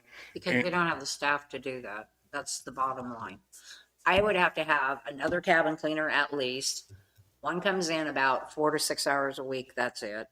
And they're not available just like right now. We have one washer and one dryer. We'd have to have probably at least 4 for 14 beds of bedding. We don't have the staff for it. We don't have the washers and dryers to do that much laundry. Well, and the last time we did the study on it, when we studied what the Airbnb made versus the other. But it's not accurate. I had guys working at my house on a project that I sent them to the website to get on the cabin rental, and they couldn't do it because it was after hours. They couldn't get a hold of nobody. So could. So there, I mean, how does the one right up the street do it? Like, I mean, I used to clean 4 cabins, have a full-time job, a county commissioner, own 2 construction companies. And I used to clean cabins, 4 of them once a day. How many cabins? 4 of them With 2 beds? with two beds in each cabin. That's 8. I have 14. But you only have 7. You don't have 14 cabins. You have 7 beds, right? No, we have 14 beds. So there's 2 beds in each cabin. Uh-huh. So, I mean, we designate a area in the marina. We have a commercial washer and dryer. I mean, look at the numbers you brought in on cabin rentals alone, that when they could get a hold of you this year is 45,000. It's not so much they can't get a hold of us. We also rent that cabin out to other people that come in. But that's where you send them to the Airbnb, and that takes care of your scheduling and everything. You don't do nothing. We send one person in there. Making beds, whereas Well, when they register through us, they bring their own bedding. We don't have to deal with Well, it. I think that, I mean, So you know, we have, cost efficient wise, the Airbnb you think would do more if it was available, and how are we going to take care of it 24/7? you don't, you one time, it's a check-in, check-out time. You check in, or when they check in at a certain time of day, they get a code. It's all automated. Right. They don't even talk to you. They don't do nothing. We put it on there. you get on there, if you need to block it out for like a big event, you get on their website on Airbnb and you block that out. They let the rates fluctuate with the demand.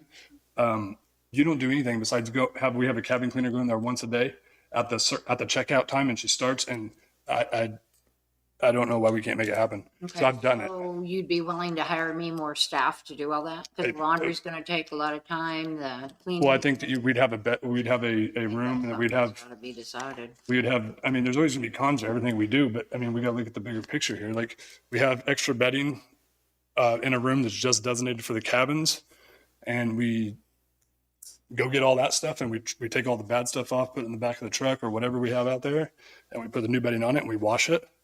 And the next day, before she goes and cleans, she folds everything or whatever. And You make it sound a lot easier than it really is, though. I know I did it though. I know, so did I. So did Well, I. and I think the I ran one for 5 years. I think the bathhouse is the closest place to put in an extra laundry.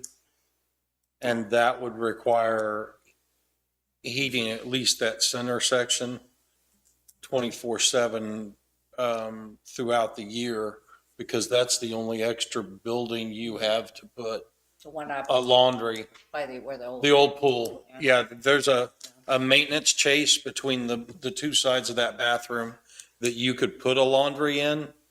But it would require heating and air throughout the year in order to keep the pipes from freezing.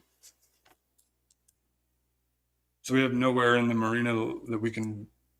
The marina, not only is it compact. Well, but the cabins are going to make us more money than anything that we're selling retail inside that place. So the cabins are more important to me than selling. Camping makes you more money than anything.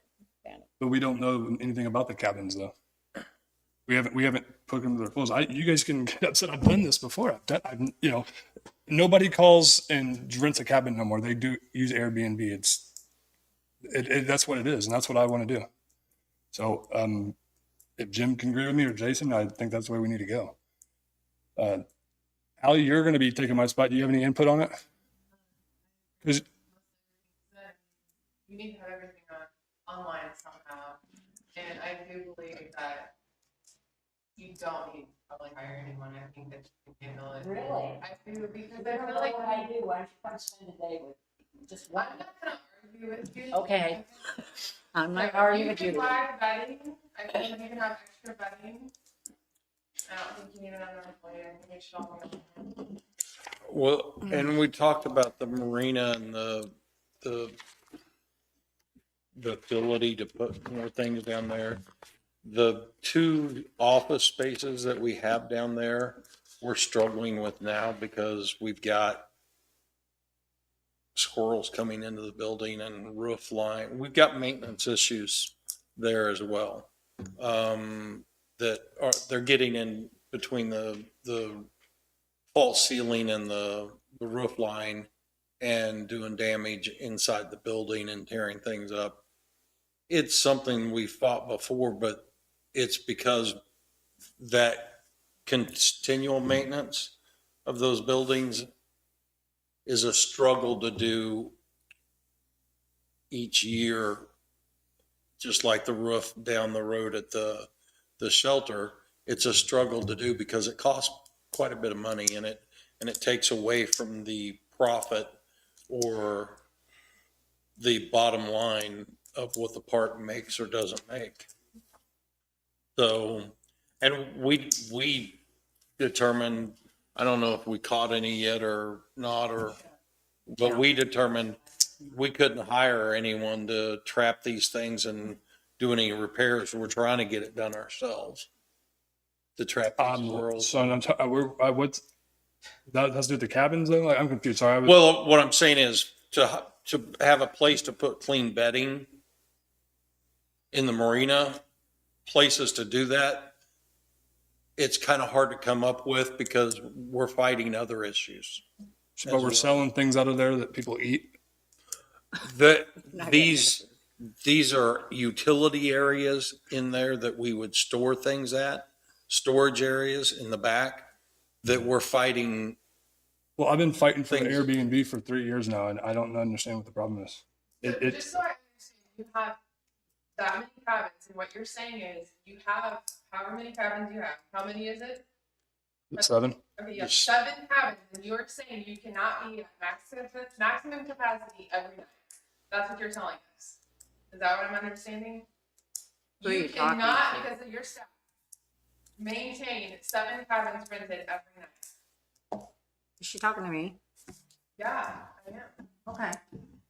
No, you can't, because even a hotel doesn't have full capacity. Van can have full capacity every night. So you're saying you do not have, you cannot do maximum capacity every night at 7 cabins?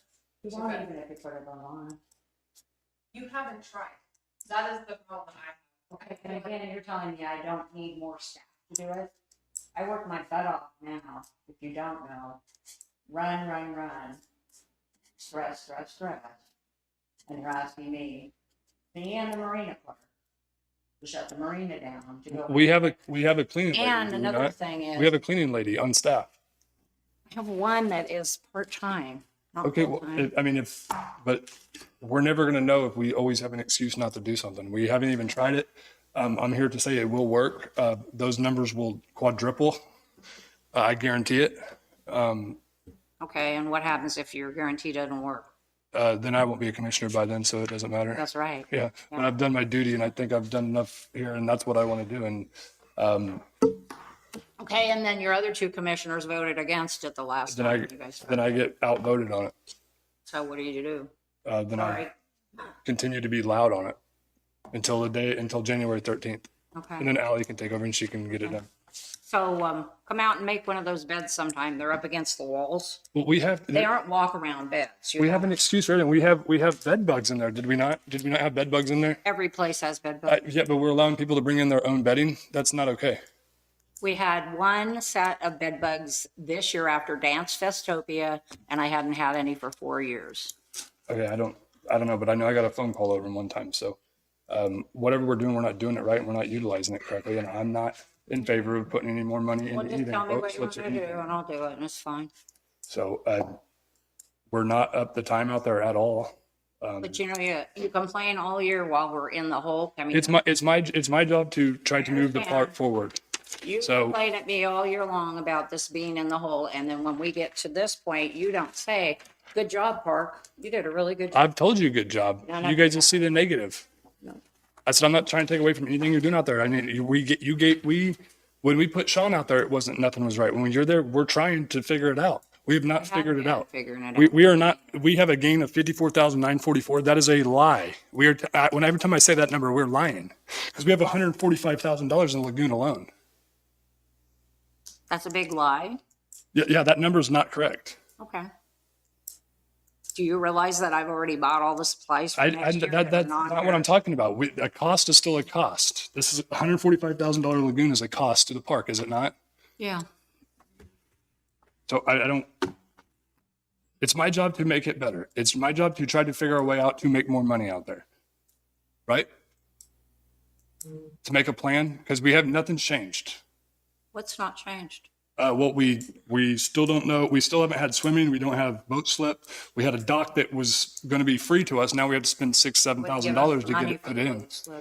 It was under my impression that when we okayed the dock that it was going to be floated over for free. We had no cost in it. I was never told that. I was. Jim, were you told that? That's what we was told. I don't know who told you that. It was taken apart by Evergy and brought to us. We didn't even have to go get it. So I was never Told us that told. it would be free. And I'm not taking anything away from you. I think you do a good job out there, and I think you run silly out there sometimes. And I just stated earlier in this, I feel bad that we don't have a gate there. That's why I push so hard for that. It's taking nothing away from you. You're doing what we're allowing you to do with what we give you to do it. And I You are appreciate taking everything you're doing. From everything we're doing. No, I'm not, because, no, it's not my job to be content out there. It's my job to try to flip a profit out there. It's my job not to waste the tax dollars in this county. I'm not wasting any time. I'm not saying you are, but it's my job to continue on trying to find a better way to make this county operate.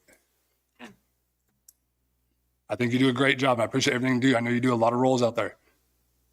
It doesn't mean it's the best efficient way. And I know the cabins aren't the best efficient way. And if we have to get you more staff, then I guess that's what we have to do. But we're never going to know until we try to do it.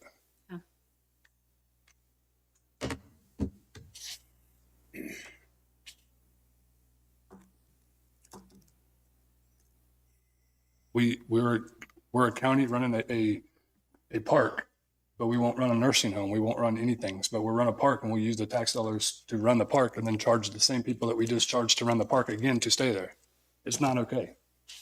We don't allow anybody else in any of the lake communities or anything to live in their camper, but we do out there because we need money, right? That's not okay either, Well, at least you're getting some money out of the park. but it's not right. Well, and we did change there are areas in the lake communities that they can live You're full-time. not allowing new residents to stay year round, correct? It was never taken away when just Jackie Messer redid the rules. We replace when someone goes out, a long-term camping site comes open, someone moves in. Yeah, we do. And it's, They're not adding new sites. No, it's the same amount we've always had. Yeah. Yeah, that's the regulation, because the Yeah. old people in the lake communities stay. No new people can stay, and they're all grandfathered. Right. That's the new regulation. There hasn't been any at all. If you owned an RV camp outside of that park or the one in Pleasanton, would you be upset that we did that? Did what? Had an RV park in there and let people stay full-time like that?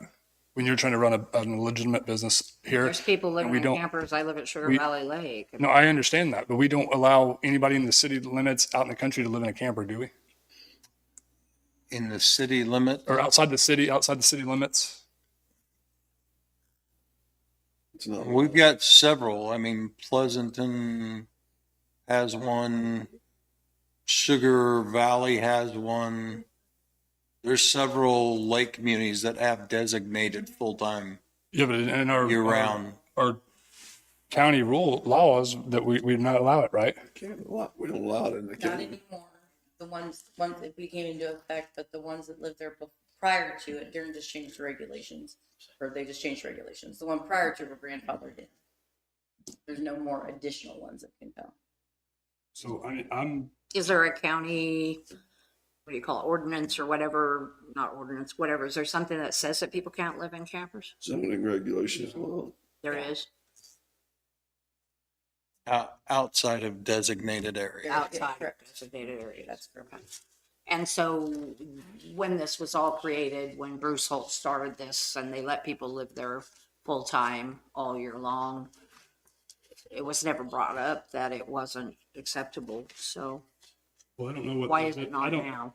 Well, because just because it's happened like that forever doesn't mean that it's the right way to do it. I mean, I don't think that the county should be. I don't think the county should be running a park out there.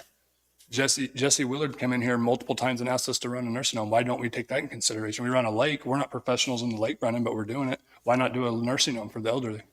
What's the difference? Doesn't have anything to do with it. No, we have no business running a park.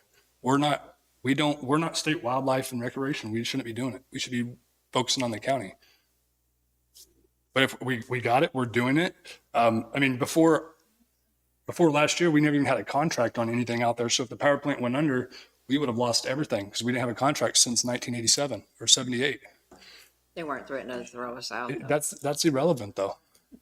Well, also, if you realize that that lease says that they have to buy back all your structures and substructures. Yeah, but prior to that lease, there was Market- nothing for 40 decent years. market Price. There was nothing for 40 years. Well, there was something sometime, but nobody seems to know where it was. So. Yeah, there was a plan on the 900 road and you just seen what happened there. So I'm just saying I have to have the county's best interest in mind, and I do. And I'm trying to figure out and make it make sense to everybody and make it make sense to me. So, and it doesn't make sense to me why the guys that were staying at my house working couldn't go get a cabin rental and they had to stay in my basement with my kids in the house. Because I didn't give them your phone number to call you at night. They could get on Airbnb and got the Airbnb is how it's done. We don't have a gate. So what is the reason why we don't do it? I mean, you gave me the facts. The cabins You are. had two commissioners that voted against it. I don't think they voted against that. They voted against Do you remember, Jim? They voted against You both said it wasn't worth doing. the gate. Yeah, No, they voted against Airbnb. too. I don't recall that, but Well, could have. I watched the meetings. so It that- was, as I remember, it was brought up and voted on. Well, I could be wrong. I'm wrong a lot. So I'm just saying as I remember it. But going forward, trying to, again, get to the information that you want for next week, is there anything other than the information that you've asked for that I can, or Sherry can provide? Because, I mean, our goal obviously is to wrap up the end of the year and to start next year with the pricing and the services that this board wants to put forward at the park.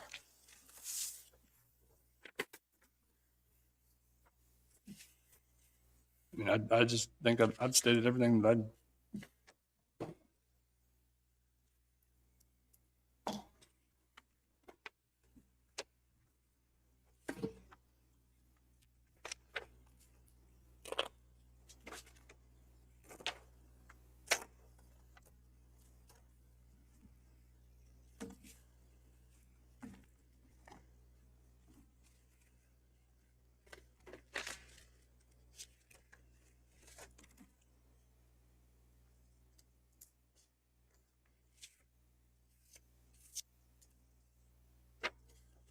You know, John, you tell us, you know, you talk about the infrastructure in the park. How much money will it take to upgrade the infrastructure in the park to get it to where, you know, we're behind the eight ball on that. I mean, as far as the cabins, that they all need an upgrade is what I'm saying. There's some that need roofs, some that need decks. And that's where. And the roof that needs worked on, and then the killer house needs a roof on it, and then, I mean. That's where when we put back some of this money, instead of $30,000 going towards another vehicle and buying both vehicles this year, do we move 30,000, keep 10 in the lagoon fund and use the other 20 on the decks, the roof? I don't know which is more important, and I'd have to rely on Sherry to tell me whether the trucks are going to break down before I end up with a hole in the roof or a deck that needs replaced. And what recommendation we make, where to put that money, and David's advice on if we put it in a capital improvement, can it be used for vehicles? Can it be used for structures? Can it be, I mean, does it have to be, do we have to say right now what we're going to use it on? Or can we put the money away and use it to help us fix these things as they come up next year, or maintain those things that we used for entertainment, such as the water park and other things? I don't know.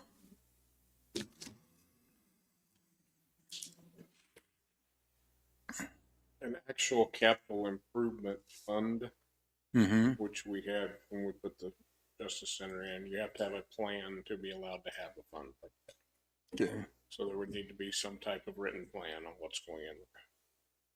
What we did as an example for solid waste on those closing fees, we put that as a line item in contingency, which is in the general fund. That way it keeps it separated and tracked.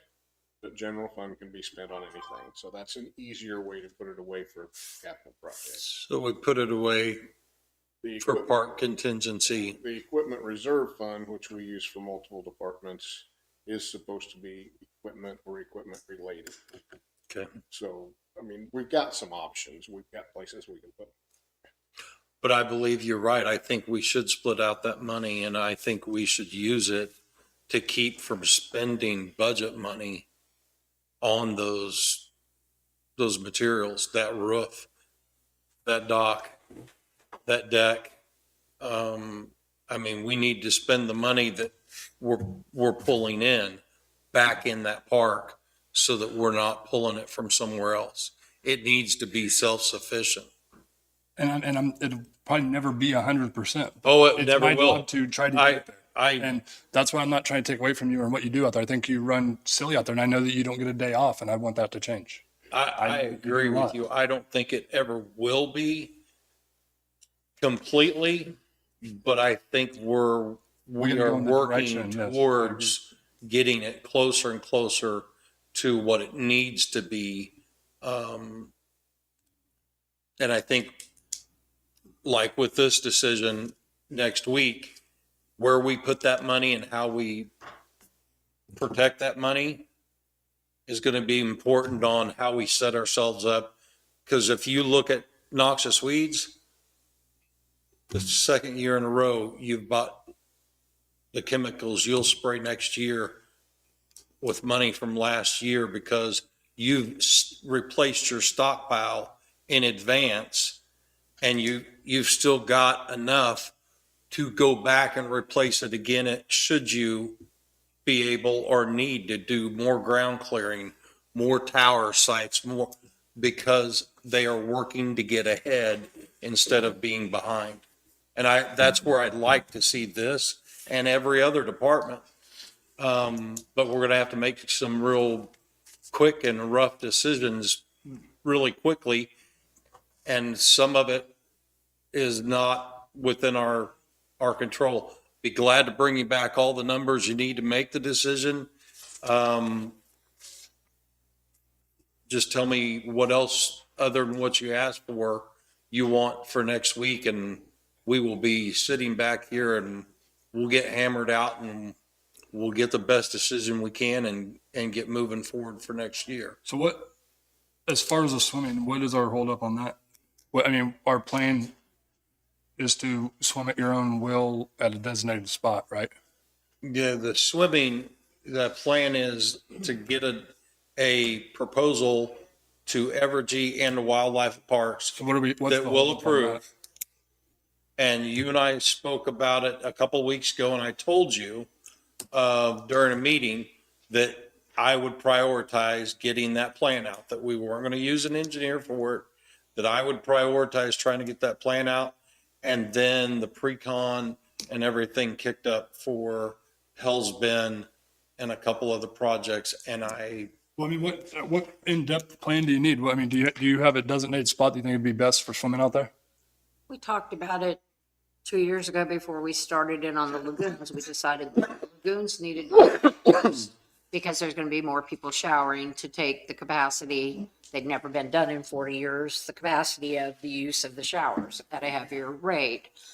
So, yes, we had about 3 different possibilities picked out, but we never went any further once we were told that we probably better get the sewer lagoons fixed before we went forward. Okay, but let's come up with a plan right now. So we have a designated spot, right?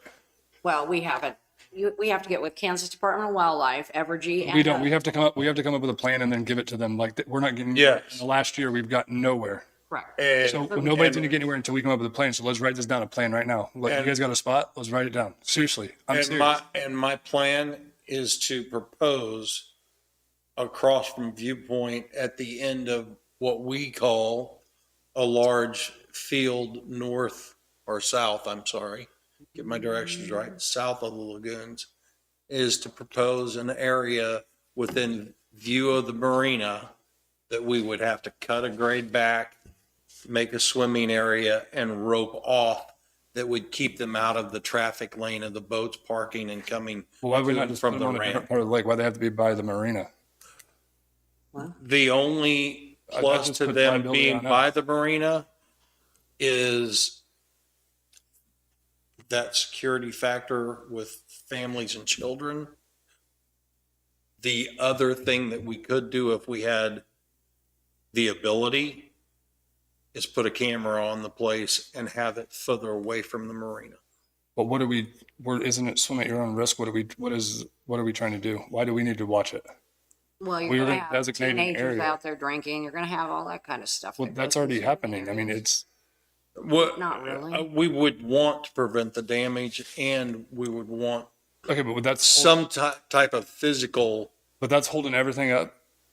No, what's holding it up is the pre-con and everything else that I'm trying to get going on Hell's Bend. I'm gonna call Because Don, I'm gonna call Don George today, and I'm gonna tell him that we have a spot and that we just want to put some ropes out there and swim at your own risk and see what he says, because we're not getting anywhere on this. Like, I talk about it every week. and this is stuff that I've been pushing on, and my time is limited here now, and I'm trying to get something done. And I understand that you're running out of time, but my fear is putting forward a plan that's not a full and a detailed plan and getting denied. But we haven't even tried, and we thought we needed to spend $140,000 on engineering, and that's not the case. That was a year ago.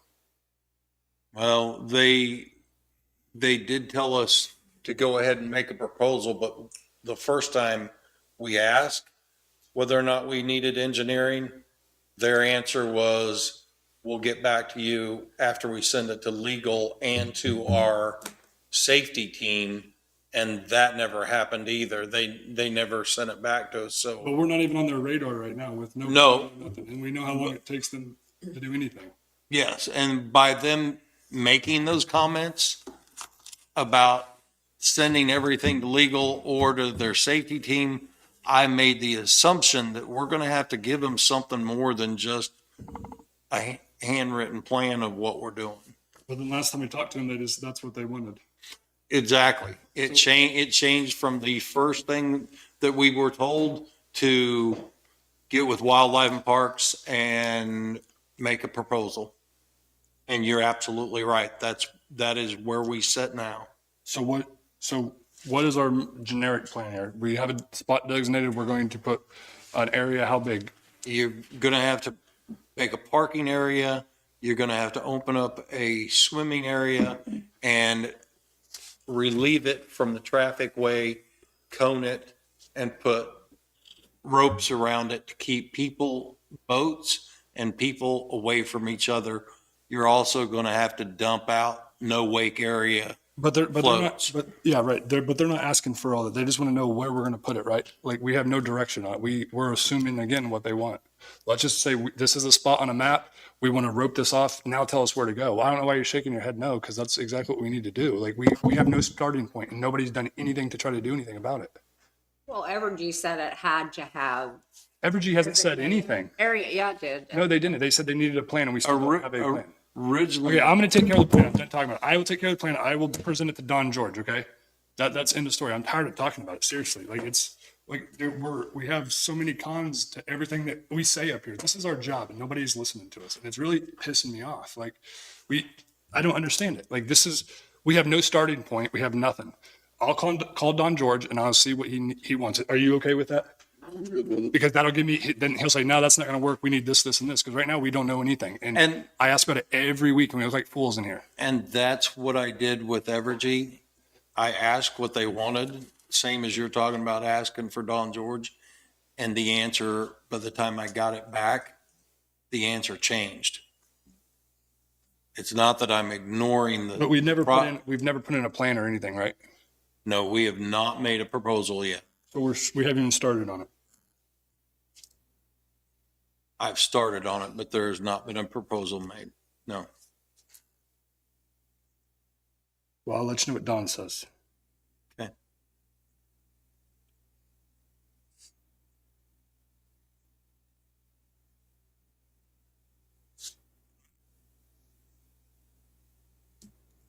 Anything else? You got anything? I have nothing else. All right. So you're coming back in next week, you said, with something, right?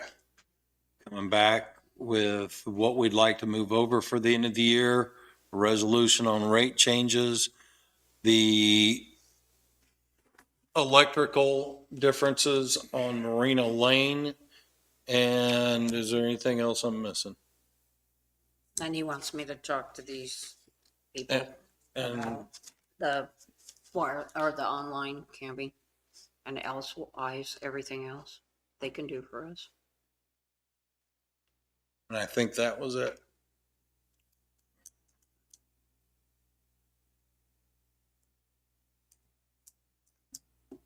All right.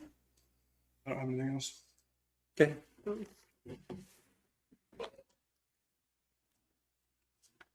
All right, I got a couple more things here that need to be brought up. One, I have a copy of an email that Chastity brought in. She talked to Carrie Spoon at SEK Regional Planning about the ARPA funding. And Carrie's answer, she asked about confirming the amount of money and when it had been spent.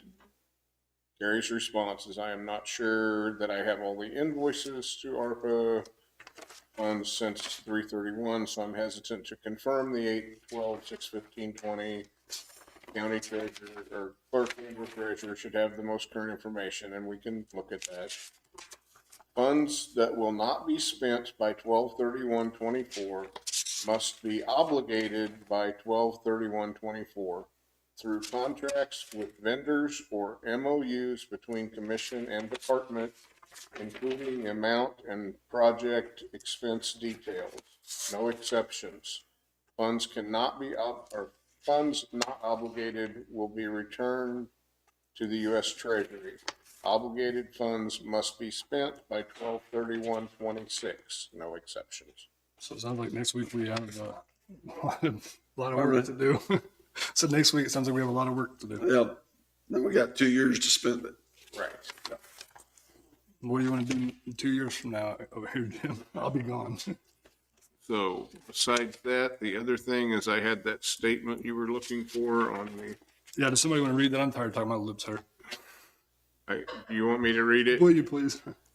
Okay, this is from an attorney, from Mark, who was on the phone with us in executive session. It says, last week, the county retained auditor reported to us that he discovered some financial irregularities in one of the county's bank accounts.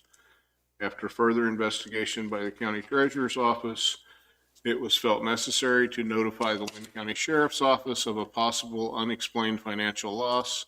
At this time, the Sheriff's Office is leading the investigation and will report their findings to the Board of County Commissioners and the Treasurer's Office. If the investigation reveals any possible criminal conduct, the Sheriff's Office will forward their evidence to the Linn County Attorney for appropriate action. The Sheriff's Office, as the lead investigating agency, will be the source of information going forward until they release a report to the board and treasurer.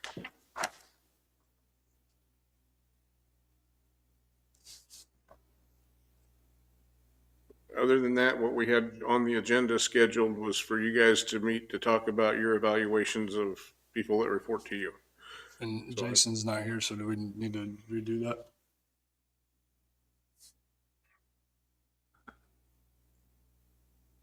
I'd say we wait till next week. And I believe I did send you guys copies of the forms. Yeah, you got the copies of Okay. the form, yeah.